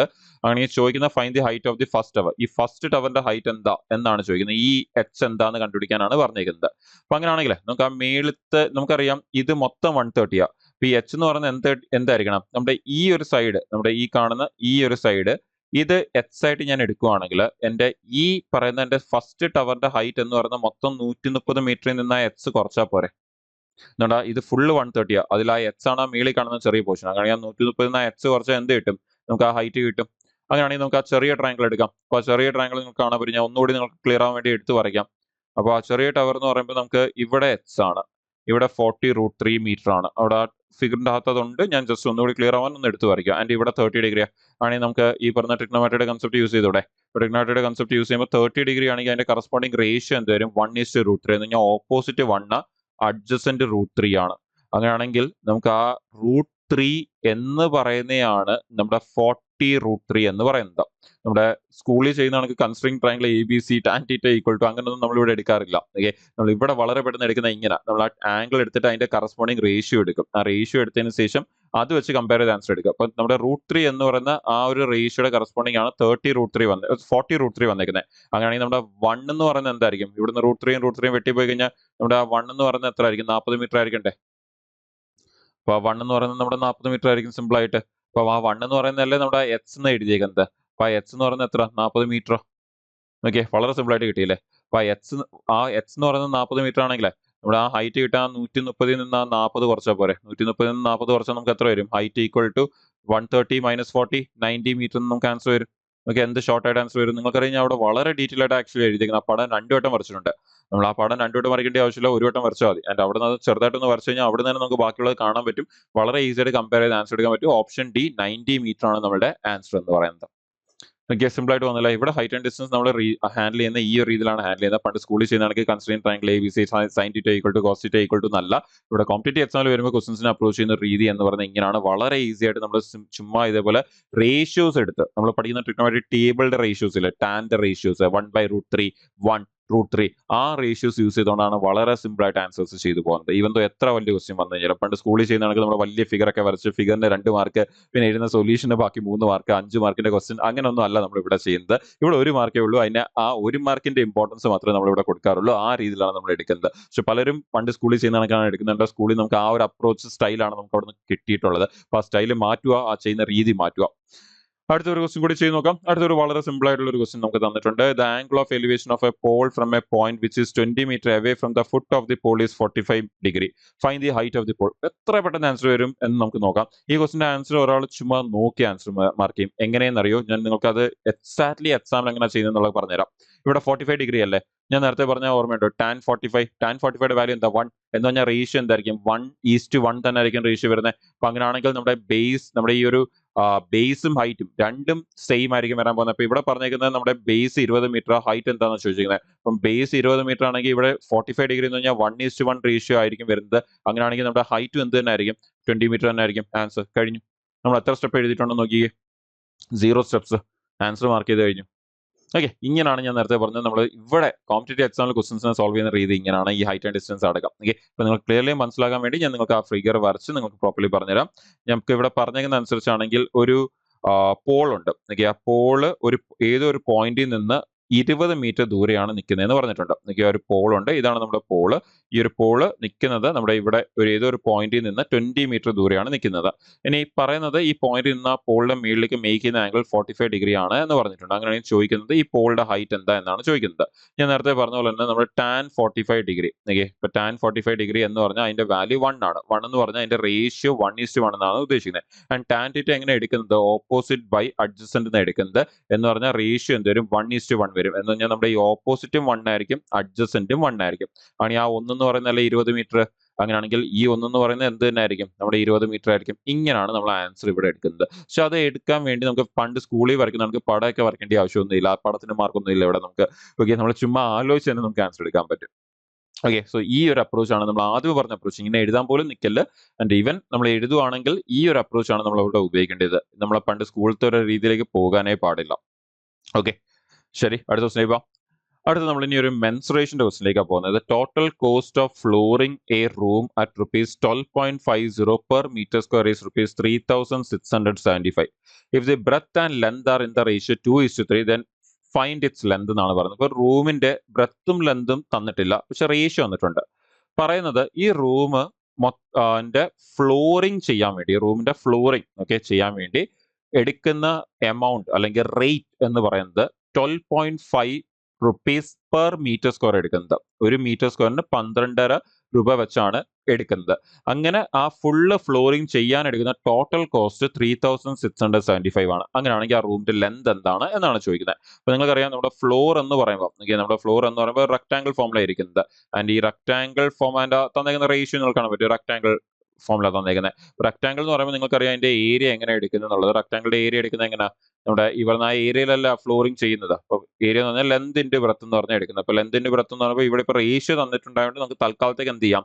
2h × 3h എന്ന് എടുക്കാം. അപ്പൊ 2h × 3h എന്ന് പറയുമ്പോൾ നിങ്ങൾക്കറിയാം 6h² എന്ന് വരും. അങ്ങനെയാണെങ്കിൽ ഇതാണ് നമ്മുടെ റൂമിന്റെ ഫ്ലോറിന്റെ ഏരിയ എന്ന് പറയുന്നത്. ഇനി അവർ പറയുന്ന അനുസരിച്ചാണെങ്കിൽ ആ ഒരു കോസ്റ്റ് കണ്ടുപിടിക്കാൻ വേണ്ടി, ടോട്ടൽ കോസ്റ്റ് കണ്ടുപിടിക്കാൻ വേണ്ടി നമ്മൾ എന്ത് ചെയ്താൽ മതി? ആ area into cost of per metre square ചെയ്താൽ മതി. പേരിയ നമുക്കറിയാം 6h² ഇൻറ്റു അതിൽ 1 മീറ്റർ സ്ക്വയർ ചെയ്യാൻ നമുക്ക് 12.5 രൂപ വെച്ചാണ് ആവുന്നത്. ആൻഡ് അങ്ങനെ ചെയ്യുമ്പോഴാണ് മൊത്തം എത്ര രൂപ ആവുന്നത്? 3,675 റുപ്പീസ് ആവുന്നത്. അപ്പൊ അങ്ങനെയാണെങ്കിൽ നമ്മൾ ഇനി ഇതൊന്ന് കട്ട് ചെയ്തെടുത്താൽ മതി നമുക്ക് ആൻസർ കിട്ടാൻ വേണ്ടി. സോ നമുക്ക് ഇതൊന്ന് ക്യാൻസൽ ചെയ്ത് സോൾവ് ചെയ്തെടുക്കാം, ആൻസറിലേക്ക് എത്തിക്കാം. അപ്പൊ നമ്മൾ ഇതൊന്ന് സോൾവ് ചെയ്യുവാണെങ്കിൽ നമുക്കിപ്പം ഇവിടെ നമുക്ക് എന്തൊക്കെ ചെയ്യാം? 12.5. ഇപ്പൊ 12.5നെ നമുക്ക് കുറച്ചുകൂടെ പെട്ടെന്ന് ഞാൻ എടുക്കാൻ വേണ്ടി ഞാനൊരു കാര്യം ചെയ്യുവാണ്. ഞാൻ അതിനെ 25/2 എന്നാക്കുവാണ്. 12.5 എന്ന് പറഞ്ഞാൽ 25/2 കൂടിയല്ലേ. ആൻഡ് ഇൻറ്റു നമുക്കിവിടെ 6h² ഉണ്ട്. ഇപ്പൊ 6h² ഉണ്ടെങ്കിൽ ഈ 2ഉം ഈ 6ഉം ക്യാൻസൽ ചെയ്താൽ 3 എന്ന് വരും. ആൻഡ് ഈ 3യും നമുക്ക് ഇപ്പുറത്തുള്ള ഈ 3,675 ഒന്ന് ക്യാൻസൽ ചെയ്യാം. എന്നിട്ട് അത് 3ൽ പോകുന്നുണ്ട്. ആണെങ്കിൽ നമുക്കത് 1 2 2 5 എന്ന് വരുന്നുണ്ട്. അപ്പൊ വളരെ ഈസി ആയിട്ട് വന്നില്ല 1225 എന്നുള്ളത്. ഇനി നമുക്ക് ഈ ഒരു 25ഉം ഈ 1225 കൂടി ഒന്ന് ക്യാൻസൽ ചെയ്താൽ മതി നമുക്ക് ആൻസർ കിട്ടാൻ വേണ്ടി. അപ്പോൾ അങ്ങനെ ചെയ്യാം. അല്ലെങ്കിൽ ഞാൻ നിങ്ങൾക്ക് വേറൊരു സ്മാർട്ട് ആയിട്ടുള്ള അപ്രോച്ച് കാണിക്കാൻ വേണ്ടി നിങ്ങൾക്ക് വേണമെങ്കിൽ ഈ പറയുന്ന ഇത് ഇനി കട്ട് ചെയ്യുന്നതിന് മുമ്പേ ഒരു കാര്യം ചെയ്യാം. ഓക്കെ, നിങ്ങൾക്ക് വേറൊരു രീതി കാണിച്ചത്. നമ്മൾ യൂഷ്വലി നമ്മൾ ചെയ്യുന്നത് എങ്ങനെ, ഫുള്ള് കട്ട് ചെയ്ത് സോൾവ് ചെയ്തിട്ട് അവസാനം അല്ലേ സ്ക്വയർ റൂട്ട് എടുക്കുന്നത്. ഇവിടെ ഇപ്പം നമുക്ക് വേണമെങ്കിൽ ഒരു കാര്യം ചെയ്യാം. ഈ 1225 എന്ന് പറയുന്ന ഒരു സ്ക്വയർ നമ്പർ അതെനിക്കറിയാം. അതുപോലെ 25 എന്ന് പറയുന്ന സ്ക്വയർ നമ്പർ അത് നിങ്ങൾക്കറിയാം. അത് എന്തിന്റെ സ്ക്വയറാ? 5യുടെ സ്ക്വയറാ. അപ്പൊ അങ്ങനെയാണെങ്കിൽ എക്സ് സ്ക്വയർ എന്ന് പറയുന്നത് ഇതാണെങ്കിലേ നമ്മൾ എക്സ് എടുക്കാൻ വേണ്ടി എന്ത് ചെയ്യുക? സ്ക്വയർ റൂട്ട് എടുക്കുക. അപ്പൊ 1225 എന്ന് പറഞ്ഞാൽ 35ന്റെ സ്ക്വയർ ആണ് ഈ 1225 എന്ന് പറയുന്നത്. ആൻഡ് 25 എന്ന് പറഞ്ഞാൽ 5യുടെ സ്ക്വയർ. അപ്പൊ അങ്ങനെയാണെങ്കിൽ എനിക്ക് അവിടെ തന്നെ അങ്ങ് സ്ക്വയർ റൂട്ട് എടുത്താൽ പോരെ. എന്റെ 5ഉം 35ഉം കട്ട് ചെയ്താൽ എനിക്ക് എത്രയെന്ന് വരും? 7 എന്ന് വരും. അപ്പൊ അവിടെ നിന്ന് എനിക്ക് ആ എക്സിന്റെ ആ റേഷ്യോയുടെ കൂടുള്ള കോൺസ്റ്റന്റിന്റെ വാല്യൂ എന്താ കിട്ടുന്നത്? 7 കിട്ടുന്നത്. ഇപ്പൊ നോക്കിയാൽ നമ്മൾ ആ 25ഉം 1225ഉം വെട്ടാൻ നിന്നിരുന്നെങ്കിലോ കുറച്ചുകൂടി സമയം എടുത്തേനെ അല്ലേ. പക്ഷെ അത് ചെയ്യാതെ തന്നെ നിങ്ങൾക്ക് ഇങ്ങനെ എടുക്കാം. മനസ്സിലായല്ലേ? ഇപ്പൊ 1225 നമ്മൾ നേരത്തെയും പറഞ്ഞിട്ടുണ്ട്, നിങ്ങൾ സ്ക്വയർ പഠിച്ചു വെക്കണം. 1 to 40 വരെ സ്ക്വയർ നല്ലപോലെ അറിഞ്ഞിരിക്കണം. 35യുടെ സ്ക്വയർ ഒക്കെ നിങ്ങൾക്ക് പെട്ടെന്ന് കണ്ടാൽ തന്നെ മനസ്സിലാവണം. ഓക്കെ, എന്നാൽ അതൊക്കെ വളരെ ഫ്രീക്വന്റ് നമ്പറാണ്. അങ്ങനെ അവർ ചോദിച്ചിരിക്കുന്നതിലേക്ക് നമുക്ക് പോകാം. അവർ ചോദിച്ചിരുന്നത് എന്താ? ലെന്തിന്റെ വാല്യൂ എന്താണെന്നാണ് ചോദിച്ചത്. അവർ തന്നിരുന്ന റേഷ്യോ ബ്രെത്ത് ടു ലെന്ത്. അപ്പം ബ്രെത്ത് ടു ലെന്ത് ആണെങ്കിൽ ഇതാണ് നമ്മുടെ ലെന്ത് എന്ന് പറയുന്നത്. അപ്പം നമ്മുടെ 3x ആണ് ലെന്ത്. അങ്ങനെയാണെങ്കിൽ നമ്മുടെ ലെന്ത് എന്ന് പറയുന്നത് 3 ഇൻറ്റു ആ എക്സ് എന്ന് പറയുന്ന 7. നമ്മുടെ ആൻസർ എത്രയെന്ന് വരും? 21 മീറ്റർ എന്ന് നമുക്ക് ആൻസർ വരും. എൻ്റെ അവിടെ സ്റ്റെപ്പ് നിങ്ങൾക്ക് എക്സ്ട്രീംലി കുറയ്ക്കാൻ പറ്റും. ബിക്കോസ് ഇത് കണ്ടുപിടിക്കാൻ പേനയും പേപ്പറും വേണ്ട, ചുമ്മാ അവിടുന്ന് ആലോചിച്ച് എടുക്കാവുന്നതേ ഉള്ളൂ. ആൻഡ് ഈ ലൈൻ നമ്മൾ എഴുതേണ്ടി വരും. ആ ലൈൻ എഴുതി കഴിഞ്ഞാൽ നമ്മൾ അവിടുന്ന് ഈ സൊല്യൂഷൻ ഒന്നും ചെയ്തെടുത്ത് കഴിഞ്ഞാൽ 7 കിട്ടുമ്പോൾ തന്നെ 3 ഇൻറ്റു 7 21 ആണ് ആൻസർ എന്നുള്ളത് നിങ്ങൾക്ക് കിട്ടും. പിന്നെ നിങ്ങൾക്ക് ചെയ്യാൻ പറ്റുന്ന വേറെ ചില കാര്യങ്ങൾ എന്താണെന്നുള്ളത് കൂടി പറഞ്ഞുതരാം. നമുക്കിവിടെ 3 തന്നിട്ടില്ലേ? ലെന്തിന്റെ റേഷ്യോ അല്ലേ? അങ്ങനെ ഉറപ്പായിട്ട് ആൻസർ എന്തായിരിക്കണം? 3യുടെ മൾട്ടിപ്പിൾ ആയിരിക്കണം. ഓപ്ഷനിൽ വന്നിട്ട് 3യുടെ മൾട്ടിപ്പിൾ അല്ലാത്ത ഓപ്ഷനെ എലിമിനേറ്റ് ചെയ്യുക. പക്ഷെ ഒരു ഓപ്ഷനേ ഉള്ളൂ. പക്ഷെ അറ്റ്ലീസ്റ്റ് ഒരു ഓപ്ഷൻ എലിമിനേറ്റ് ആയി കഴിഞ്ഞാൽ അത്രയും എളുപ്പമല്ലേ. പിന്നെ 3 ഓപ്ഷൻ അല്ലേ ഉള്ളത്? 18, ഈ 15, 21 അതിലൊന്നായിരിക്കും. 4 ഓപ്ഷനേക്കാളും നല്ലതല്ല 3 ഓപ്ഷൻ. ഓക്കെ, അപ്പോൾ ഓപ്ഷൻ എലിമിനേറ്റ് എന്തായാലും ചെയ്യാം. ചിലപ്പോൾ 2 ഓപ്ഷൻ എലിമിനേറ്റ് ആവാൻ സാധ്യതയുണ്ട്. ഒരുപാട് കേസുകളിലും 2 ഓപ്ഷൻ എലിമിനേറ്റ് ആവും. അതാണെങ്കിൽ പിന്നെ 2 ഓപ്ഷനെ കാണത്തുള്ളൂ. പിന്നെ ആൻസർ മാർക്ക് ചെയ്യാൻ കുറച്ചുകൂടി എളുപ്പമായിരിക്കും. ഓക്കെ അല്ലേ? അപ്പോൾ ഇതേപോലത്തെ ഈ ഫ്ലോറിംഗ് ചെയ്യുക അല്ലെങ്കിൽ പെയിന്റിങ് ചെയ്യുക എന്നൊക്കെയുള്ള ക്വസ്റ്റ്യൻസ് ഒരുപാട് ചോദിക്കാറുണ്ട്. നിങ്ങൾ ആ ക്വസ്റ്റ്യൻസ് ഉറപ്പായിട്ടും നല്ലപോലെ നോട്ട് ചെയ്ത് വെക്കുക. ഓക്കെ, ഇനി അടുത്ത ഒരു ക്വസ്റ്റ്യനിലേക്ക് പോകാം. A cylindrical tank has a capacity of 6160 metre square. If the breadth of the base of the tank is 28 metre then the depth of the tank is എന്നാണ് ചോദിച്ചിരിക്കുന്നത്. അപ്പൊ നമുക്ക് ആ ഒരു സിലിണ്ടറിക്കൽ ടാങ്ക് ഉണ്ട്, അതിന്റെ കപ്പാസിറ്റി തന്നിട്ടുണ്ട്. കപ്പാസിറ്റി എന്ന് പറഞ്ഞാൽ എന്താ ഉദ്ദേശിക്കുന്നത്? വോളിയം ആണ് ഉദ്ദേശിക്കുന്നത്. Volume of the tank. നമ്മുടെ ഇത് സിലിണ്ടറും ആണ്. അപ്പൊ വോളിയം ഓഫ് നമ്മുടെ സിലിണ്ടർ എന്ന് തന്നെ എടുക്കാം. ടാങ്ക് എന്ന് പറയുമ്പോൾ വോളിയം ഓഫ് സിലിണ്ടറിക്കൽ ടാങ്ക് എന്ന് പറയുന്നത് അവര് തന്നേക്കുന്ന 6160. നമ്മുടെ വോളിയം ഓഫ് സിലിണ്ടർ എന്താണ്? പൈ ആർ സ്ക്വയർ എച്ച് ആണ്. നമ്മൾ ആ മെൻസുറേഷന്റെ ഫോർമുലാസ് ഒക്കെ നല്ലപോലെ അറിഞ്ഞിരിക്കണം. അതാണ് അവർ 6160 മീറ്റർ ക്യൂബ് എന്ന് തന്നേക്കുന്നത്. നമ്മൾ ചോദിക്കുന്ന ഇത് ഡയമീറ്റർ തന്നിട്ടുണ്ട്. നമുക്ക് ഡയമീറ്റർ ഓഫ് ദ ബേസ് എന്ന് പറയുന്നത് നമുക്ക് തന്നേക്കുന്ന 28 മീറ്റർ എന്ന് തന്നിട്ടുണ്ട്. അപ്പൊ ഡയമീറ്റർ 28 മീറ്റർ ആണെങ്കിൽ നമ്മുടെ ഈ പറയുന്ന റേഡിയസ് എന്ന് പറയുന്നത് എത്ര ആയിരിക്കും? അതിന്റെ പകുതി ആയിരിക്കത്തില്ല, 14 മീറ്റർ. ചോദിക്കുന്നത് എന്താ? ആ സിലിണ്ടറിന്റെ ഹൈറ്റ് എന്താണ്, അല്ലെങ്കിൽ ടാങ്കിന്റെ ഹൈറ്റ് എന്താണെന്നാണ് ചോദിക്കുന്നത്. നമുക്ക് ആ വാല്യൂസ് എല്ലാം കൂടി ഇതിലേക്ക് സബ്സ്റ്റിറ്റ്യൂട്ട് ചെയ്ത് അങ്ങ് സോൾവ് ചെയ്യാം. നമുക്ക് സോൾവ് ചെയ്യുമ്പോൾ നമുക്ക് ആ പൈയുടെ വാല്യൂ 22/7 എടുക്കാം. ആൻഡ് ആർ സ്ക്വയർ എന്ന് പറയുമ്പോൾ 14ന്റെ സ്ക്വയർ. സോ അതിനെ 14 ഇൻറ്റു 14 തന്നെ എഴുതാം. ഇൻറ്റു നമുക്ക് ആ ഹൈറ്റ് കണ്ടുപിടിക്കണം. ഈക്വൽ ടു 6160 എന്നാണ് തന്നേക്കുന്നത്. ഇനി 7ഉം ഈ ഒരു 14ഉം ക്യാൻസൽ ചെയ്ത് അവിടെ 2 എന്ന് വരും. ആൻഡ് 2 ഇൻറ്റു 14 നമുക്ക് 28 എന്ന് വരും. അപ്പൊ ഇവിടെ നമുക്ക് 28 ഉണ്ട്, ഇവിടെ നമുക്ക് 22 ഉണ്ട്. ആൻഡ് ഇവിടെ നമുക്ക് ഇൻറ്റു എച്ച് ഉണ്ട്. ഈക്വൽ ടു നമുക്ക് 6160 എന്നുണ്ട്. ഇനി നമ്മൾ ഈ 22 ഇൻറ്റു 28 ചെയ്യുവാണെങ്കിൽ, ഓക്കെ, 22 ഇൻറ്റു 28 ചെയ്യുവാണെങ്കിൽ 22 ഇൻറ്റു 28 വളരെ പെട്ടെന്ന് ആൻസർ എടുക്കാൻ നിങ്ങൾക്ക് ചെയ്യാൻ പറ്റുന്ന ഒരു കാര്യം എന്ന് പറഞ്ഞാൽ നമ്മൾ 22 എന്ന് പറഞ്ഞാൽ 25 മൈനസ് 1 ആൻഡ് 28 എന്ന് പറഞ്ഞാൽ 25 പ്ലസ് 1. നമ്മൾ എപ്പോഴെങ്കിലും ഈ അടുത്തുള്ള നമ്പേഴ്സ് ഒക്കെ വരുവാണ്, നമുക്ക് ഈ സ്ക്വയർ ഒക്കെ പഠിച്ചു വെച്ച റേഞ്ചിലുള്ള നമ്പേഴ്സിന്റെ മൾട്ടിപ്ലിക്കേഷൻ വരുവാണെങ്കിൽ നിങ്ങൾ എപ്പോഴും ചെക്ക് ചെയ്യേണ്ടത് അതിന്റെ നടുക്കുള്ള നമ്പർ എന്താണെന്ന് ചെക്ക് ചെയ്യേണ്ടത്. നിങ്ങൾക്കറിയാം 22 28 ഇടയ്ക്ക് വരുന്ന നമ്പർ നമ്മുടെ മീൻ വാല്യൂ ആണ് 25 എന്ന് പറയുന്നത്. ആണെങ്കിൽ ആ വാല്യൂന്ന് 3 കുറയ്ക്കുമ്പോഴാണ് നമുക്ക് 22 വരുന്നത്. ആ വാല്യൂന്ന് 3 കൂട്ടുമ്പോഴാണ് നമുക്ക് 28 വരുന്നത്. അപ്പൊ +3 -3 അതാണെങ്കിൽ നമ്മൾ എന്ത് ചെയ്താൽ മതി? എ സ്ക്വയർ, അവിടെ ഒരു a minus B into a plus B concept അല്ലേ വരുന്നത്? a minus B into a plus B. നിങ്ങൾക്ക് അങ്ങനെയാണെങ്കിൽ ആ a square minus B square എന്നുള്ള കൺസെപ്റ്റ് യൂസ് ചെയ്താൽ പോരെ ആൻസർ എടുക്കാൻ വേണ്ടി? a square minus B square. നിങ്ങൾക്ക് 25ന്റെ സ്ക്വയർ നല്ലപോലെ അറിയാം, 625. ആൻഡ് ഈ 3യുടെ സ്ക്വയർ എന്താണ്? 9 ആണ്. മൈനസ് ചെയ്ത് എത്ര വരും? 616 വരും. ആൻഡ് ഇത് നമ്മൾ മൈൻഡ് എടുക്കണം. ഓക്കെ, ഇതിപ്പോ നിങ്ങൾക്ക് ആർക്കെങ്കിലും ഈ ഒരു കാൽക്കുലേഷൻ ഷോർട്ട് അറിയത്തില്ലെങ്കിൽ അത് അറിയാൻ വേണ്ടിയാണ് ഞാൻ അവിടെ സൈഡിൽ എഴുതിയത്. അപ്പോൾ ഇത് അവിടെ ഒരാൾക്ക് മൈൻഡ് എടുക്കാൻ പറ്റും. എനിക്ക് 22 28 കാണുമ്പോൾ തന്നെ എനിക്കറിയാം അവിടെ ഇതിന്റെ നടുക്ക് 25 ആണ്. 25 സ്ക്വയർ 625. അതിൽ നിന്ന് 3ന്റെ സ്ക്വയർ 9. 625 9 മൈനസ് ചെയ്ത് എനിക്ക് 616 വരും എന്ന് എനിക്കറിയാം. ഇൻറ്റു എച്ച് ഈക്വൽ ടു 616 പിന്നെ 0. അങ്ങനെ ഈ 616 വെട്ടിപ്പോയി കഴിഞ്ഞാൽ എച്ച് ഈക്വൽ ടു എന്തെന്ന് കിട്ടും? ബാക്കി ഒരു 0 അല്ലേ ഉള്ളൂ. എന്ന് പറഞ്ഞാൽ 0 എന്ന് പറഞ്ഞാൽ എന്താണ്? 10 മീറ്റർ. സോ ഓപ്ഷനിലേക്ക് വരുമ്പോൾ ഓപ്ഷൻ ഡി 10 മീറ്റർ ആണ് നമ്മുടെ ആൻസർ. വളരെ സിമ്പിൾ ആയിട്ട് നമുക്ക് ആ 10 മീറ്റർ എന്നുള്ള ആൻസറിലേക്ക് എത്താൻ പറ്റും. ഓക്കെ അല്ലേ? അപ്പോൾ അവിടെ നിങ്ങൾക്ക് കാണാൻ പറ്റും ഒരു 2 സ്റ്റെപ്പൊക്കെ ഉള്ളൂ. 2 സ്റ്റെപ്പിൻ്റെ തന്നെ നമുക്ക് ആൻസറിലേക്ക് എത്താൻ പറ്റും. അപ്പോൾ നമ്മൾ മെൻസുറേഷൻ്റെ 2 ക്വസ്റ്റ്യൻസ് ആണ് നമ്മൾ ചെയ്തത്. വളരെ ഫ്രീക്വന്റ് ആയിട്ട് ചോദിക്കുന്ന രീതിയിലുള്ള 2 ക്വസ്റ്റ്യൻസ്. നമുക്ക് ചില സമയത്ത് റേഡിയസ് കണ്ടുപിടിക്കാൻ പറയും, ചില സമയത്ത് ഹൈറ്റ് കണ്ടുപിടിക്കാൻ പറയും, അങ്ങനെയൊക്കെയുള്ള ക്വസ്റ്റ്യൻസ്. ഇനി അടുത്ത് നമ്മൾ പോകുന്നത് ഒരു ഓൾജിബ്രയുടെ ക്വസ്റ്റ്യനിലേക്കാണ് പോകുന്നത്. അപ്പോൾ നമുക്ക് തന്നിരിക്കുന്ന A cube minus B cube തന്നിട്ടുണ്ട്, A square minus B square തന്നിട്ടുണ്ട്, നമുക്ക് എ പ്ലസ് ബി തന്നിട്ടുണ്ട്. നമുക്ക് ചോദിക്കുന്നത് A square plus A B plus B square ആണ് ചോദിക്കുന്നത്. അപ്പോൾ നിങ്ങൾ ആലോചിക്കുക ഏത് ഫോർമുലയിലാണ് ഈ സംഭവം വരുന്നത്, A square plus A B plus B square എന്നുള്ള സംഭവം വരുന്നത്? നമ്മുടെ എ ക്യൂബ് മൈനസ് ബി ക്യൂബിന്റെ formula. A cube minus B ക്യൂബിന്റെ ഫോർമുല നമ്മൾ നല്ലപോലെ അറിഞ്ഞിരിക്കണം. A minus B into A square plus B square plus A B ആണത്. അപ്പൊ ഇതാണ് അവരിപ്പം ചോദിച്ചേക്കുന്നത്. ആ ക്വസ്റ്റിൻ്റെ അകത്ത് അവർക്ക് കണ്ടുപിടിക്കാൻ ചോദിച്ചേക്കുന്നത് ഇതാണ്. ഇതെന്താന്ന് കണ്ടുപിടിക്കണം. നമുക്ക് എന്തൊക്കെ അറിയാം? A cube minus B cube നമുക്കറിയാം. A cube minus B cube അവർ എത്രയും തന്നിട്ടുണ്ട്? 225 തന്നിട്ടുണ്ട്. നമുക്കിനി എ മൈനസ് ബി അറിയോ? എ മൈനസ് ബി അറിയത്തില്ല. അപ്പൊ അതുകൂടി കിട്ടിക്കഴിഞ്ഞാൽ നമുക്ക് ഡയറക്റ്റ്ലി ആൻസറിലേക്ക് എത്താൻ പറ്റും. നമുക്ക് എ മൈനസ് ബി കണ്ടുപിടിക്കാം. അപ്പൊ എ മൈനസ് ബി കണ്ടുപിടിക്കാൻ നമുക്ക് ഇവിടുന്ന് എന്ത് ഉപയോഗിക്കാം? സി അവിടെ തന്നിരിക്കുന്ന എല്ലാം ഉപയോഗിക്കേണ്ടി വരുമെന്ന് നിർബന്ധമില്ല. ഓക്കെ, അതും അറിഞ്ഞിരിക്കുക. ചിലപ്പോൾ അതിൽ ചില സാധനങ്ങൾ നമുക്ക് ആവശ്യം വരത്തില്ല. അപ്പൊ നമുക്ക് അവിടെ എ മൈനസ് ബി കണ്ടുപിടിക്കാൻ നമുക്ക് A square minus B square use ചെയ്യാം. അപ്പോൾ A square minus B square എടുക്കുകയാണെങ്കിൽ നിങ്ങൾക്കറിയാം A square minus B square എന്ന് പറഞ്ഞാൽ A plus B into A minus B ആണ് നിങ്ങൾക്കറിയാം.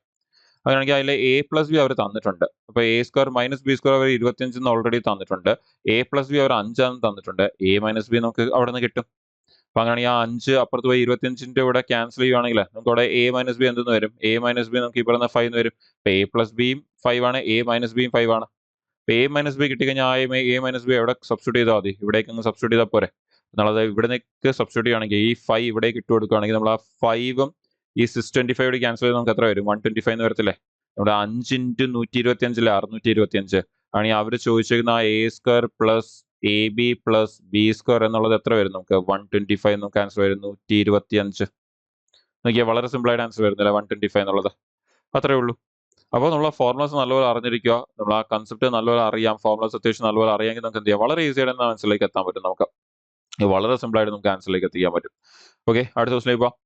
അടുത്ത question, if H satisfies the equation H square minus 2h plus 1 equal to 0 then the value of H cube minus 1 by H cube. അപ്പോൾ see നമ്മുടെ ചോദിച്ചിരിക്കുന്ന H cube minus 1 by H cube ആണ് ചോദിച്ചിരിക്കുന്നത്. നമ്മൾ പണ്ട് സ്കൂളിൽ ഓൾജിബ്ര ഒക്കെ ചെയ്യുമ്പോൾ നിങ്ങൾക്കറിയാം നമ്മൾ വളരെ ലെന്തി ആയിട്ടാണ് എപ്പോഴും അത് ചെയ്തു പോകാൻ നമ്മൾ ട്രൈ ചെയ്തുകൊണ്ടിരിക്കുന്നത്. അല്ലെങ്കിൽ സ്കൂളിൽ പഠിപ്പിച്ച രീതി സ്റ്റെപ്സ് ഒക്കെ വേണം അതുകൊണ്ട്. ഓക്കെ, പക്ഷെ ഇവിടെ അങ്ങനല്ല. ഇവിടെ നമ്മൾ വളരെ പെട്ടെന്ന് ആൻസർ എടുക്കുക എന്നുള്ളതാണ് നമ്മുടെ ഇവിടെ കോമ്പറ്റേറ്റീവ് എക്സാമിൽ വരുമ്പോൾ ഓൾജിബ്രയുടെ ഒക്കെ കൺസെപ്റ്റ് എന്ന് പറയുന്നത്. അവിടെ സ്റ്റെപ്സിന് മാർക്ക് ചെയ്യില്ല. സ്കൂളിൽ സ്റ്റെപ്പിനായിരുന്നു ഓൾജിബ്രയിലൊക്കെ മാർക്ക് മൊത്തം. അവസാനത്തെ ആൻസറിന് 1/2 മാർക്കും അല്ലേ കാണത്തുള്ളൂ. പക്ഷെ ഇവിടെ നമുക്ക് ഈ ആൻസറിനാണ് ഫുള്ള് മാർക്കും വരുന്നത്. ഓക്കെ, ഫുൾ മാർക്കും 1 മാർക്കേ ഉള്ളൂ. ആ 1 മാർക്കിന്റെ എഫോർട്ട് ഇട്ടാൽ മതി. അതുകൂടാതെ ആ 1 മാർക്ക് മൊത്തം വരുന്ന ആ മാർക്ക് ആൻസറിനാണ് വരുന്നത്. നമുക്ക് അവിടെ എഴുതുന്ന സ്റ്റെപ്പിന് വരാറില്ല. സോ എത്രയും പെട്ടെന്ന് ആൻസർ എടുക്കുക എന്നുള്ളതാണ് ഇവിടുത്തെ രീതി എന്ന് പറയുന്നത്. അപ്പോൾ പണ്ട് നമ്മൾ സ്കൂളിൽ എന്താ ചെയ്യുന്നത് പറഞ്ഞാൽ നമുക്കതൊരു പ്രോപ്പർ പോളിനോമിയൽ ഫോം അല്ലെങ്കിലും അതിനെ പ്രോപ്പർ പോളിനോമിയൽ ഫോം ആക്കിയിട്ടാണ് നമ്മൾ ക്വസ്റ്റിനൊക്കെ സോൾവ് ചെയ്യുന്നത്. പക്ഷെ ഇവിടെ എങ്ങനെയാന്ന് പറഞ്ഞാൽ പ്രോപ്പർ പോളിനോമിയൽ ഫോം അവർ തന്നാലും നമ്മൾ അതിനെ പ്രോപ്പർ പോളിനോമിയൽ ഫോമിൽ നിന്ന് മാറ്റി ഇംപ്രോപ്പർ ആക്കിയിട്ടാണ് നമ്മൾ അതിനെ സോൾവ് ചെയ്യുന്നത്. ഓക്കെ, അപ്പൊ ഇവിടെ വളരെ പെട്ടെന്ന് ഇപ്പൊ ആൻസർ എടുക്കാൻ വേണ്ടി അവർ ഒരു ക്വാഡ്രാറ്റിക് ഇക്വേഷൻ തന്നിട്ടുണ്ട്. മിക്കവാറും പേര് എന്ത് ചെയ്യും? ഈ ക്വാഡ്രാറ്റിക് ഇക്വേഷൻ സോൾവ് ചെയ്ത് അവിടുന്ന് ആ എച്ചിന്റെ വാല്യൂ കണ്ടുപിടിക്കും. ആ എച്ചിന്റെ 2 വാല്യൂ വരികയും ചെയ്യും. എന്നിട്ട് ആ വാല്യൂ കൊണ്ടുപോയി എന്ത് ചെയ്യും? അവരിപ്പോൾ ചോദിച്ചിരിക്കുന്ന സംഭവത്തിനെ ക്രോസ് ചെയ്ത് ചിലപ്പോൾ പ്രോപ്പർ ഫോം ആക്കി അതിലേക്ക് സബ്സ്റ്റിറ്റ്യൂട്ട് ചെയ്യും, അല്ലെങ്കിൽ അതിൽ അതേപോലെ തന്നെ സബ്സ്റ്റിറ്റ്യൂട്ട് ചെയ്ത് കൊടുക്കുകയും ചെയ്യും. പക്ഷെ എക്സാം പോയിന്റ് ഓഫ് വ്യൂ ഒരിക്കലും ഇവിടെ കോമ്പറ്റേറ്റീവ് എക്സാമിൽ വരുമ്പോൾ നമ്മൾ ഈ ഓൾജിബ്ര ഒക്കെ ക്വസ്റ്റൻസ് വരുമ്പോൾ അവിടെ ക്വാഡ്രാറ്റിക് ഫോംസ് വന്നിട്ടുണ്ടെങ്കിൽ ഒരിക്കലും അതിനെ ക്വാഡ്രാറ്റിക് ഇക്വേഷൻ സോൾവ് ചെയ്യല്ല. ഇപ്പൊ നിങ്ങൾക്ക് ക്വാഡ്രാറ്റിക് ഇക്വേഷൻ സമ്മും പ്രോഡക്റ്റ് എടുത്ത് ചെയ്യാൻ അറിയാം.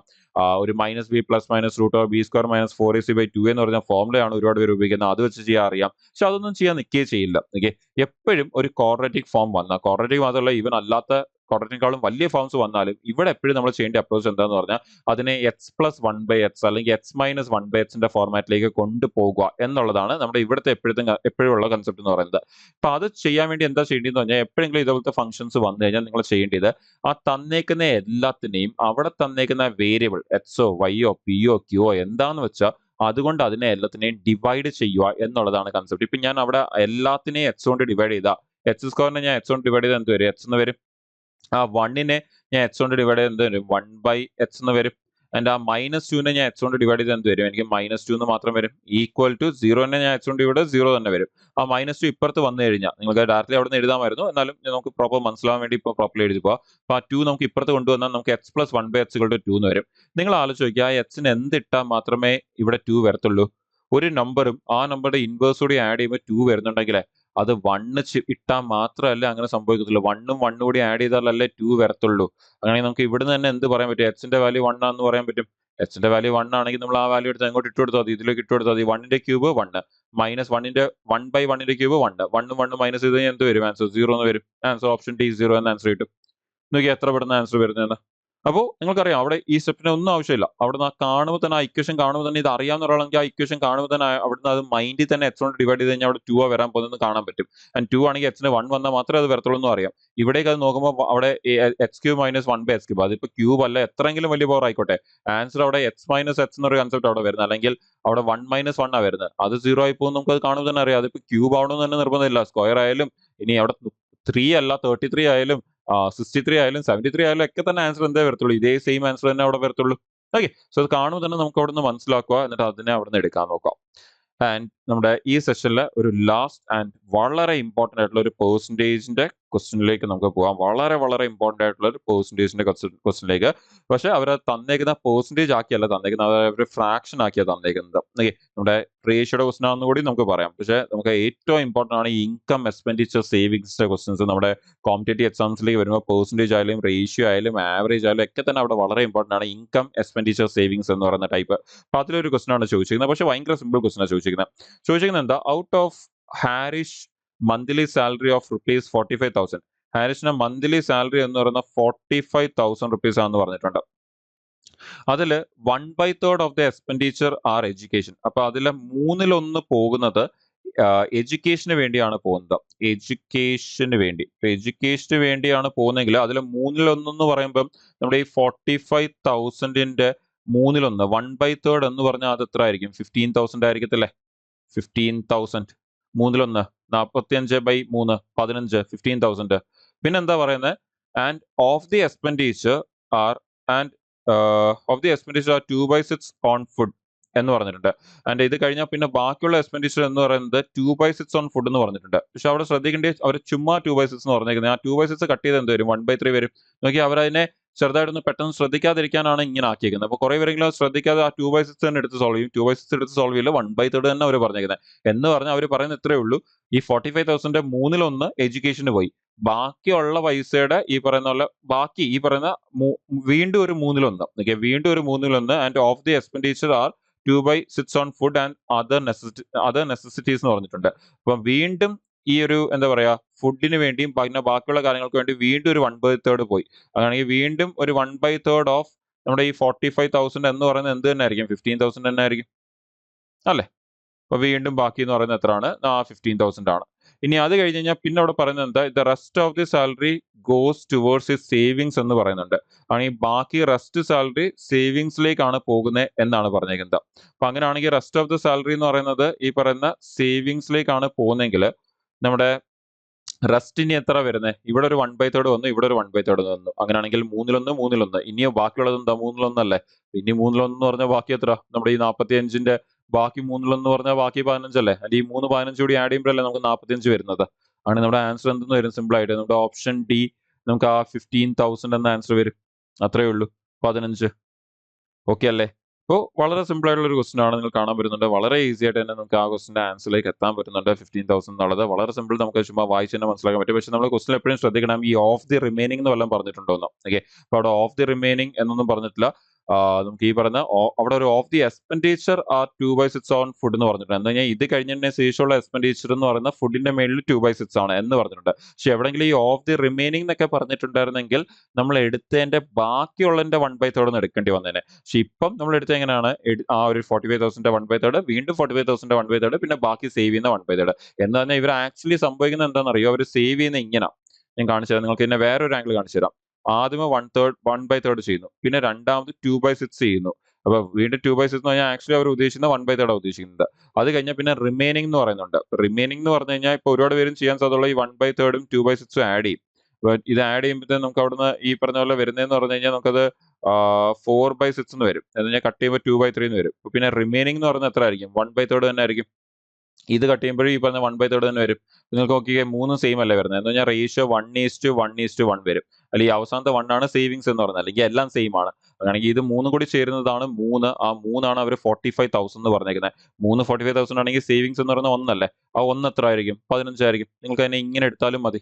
ഇപ്പൊ നല്ലപോലെ മനസ്സിലാവാൻ വേണ്ടിയാണ് നമ്മൾ അതിനെ വളരെ ഡീറ്റെയിൽ ആയിട്ട് എഴുതി പോയത്. ശരിക്കും ചെയ്യേണ്ട ഒരു രീതി എന്ന് പറഞ്ഞാൽ ഇങ്ങനെയാണ് ചെയ്തു പോകേണ്ടത്. എന്തുകൊണ്ട്? അവിടെ ഓഫ് ദി റിമൈനിങ് എന്ന് പറയാത്തതുകൊണ്ട്.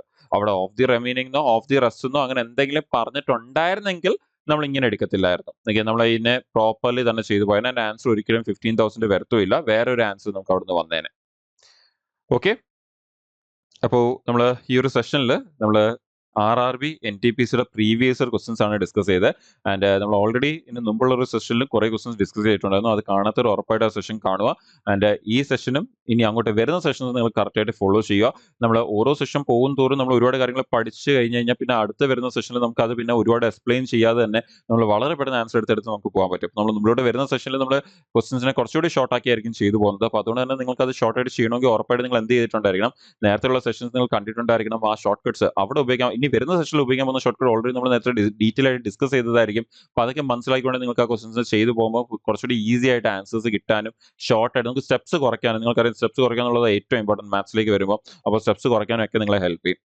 ഓക്കെ, സോ ഐ ഹോപ്പ് ഈ സെഷനിൽ പറഞ്ഞ ക്വസ്റ്റൻസ് ഒക്കെ നിങ്ങൾക്ക് യൂസ്ഫുൾ ആയിരുന്നു എന്ന് വിശ്വസിക്കുന്നു. നിങ്ങൾക്ക് എന്തെങ്കിലും പുതുതായിട്ട് പഠിക്കാൻ കിട്ടിയെന്ന് വിശ്വസിക്കുന്നു. ഓക്കെ, അപ്പോൾ നിങ്ങൾക്ക് അത് യൂസ്ഫുൾ ആണെങ്കിൽ ഡെഫിനറ്റ്ലി എന്നെ അറിയിക്കുക കമന്റ് വഴി.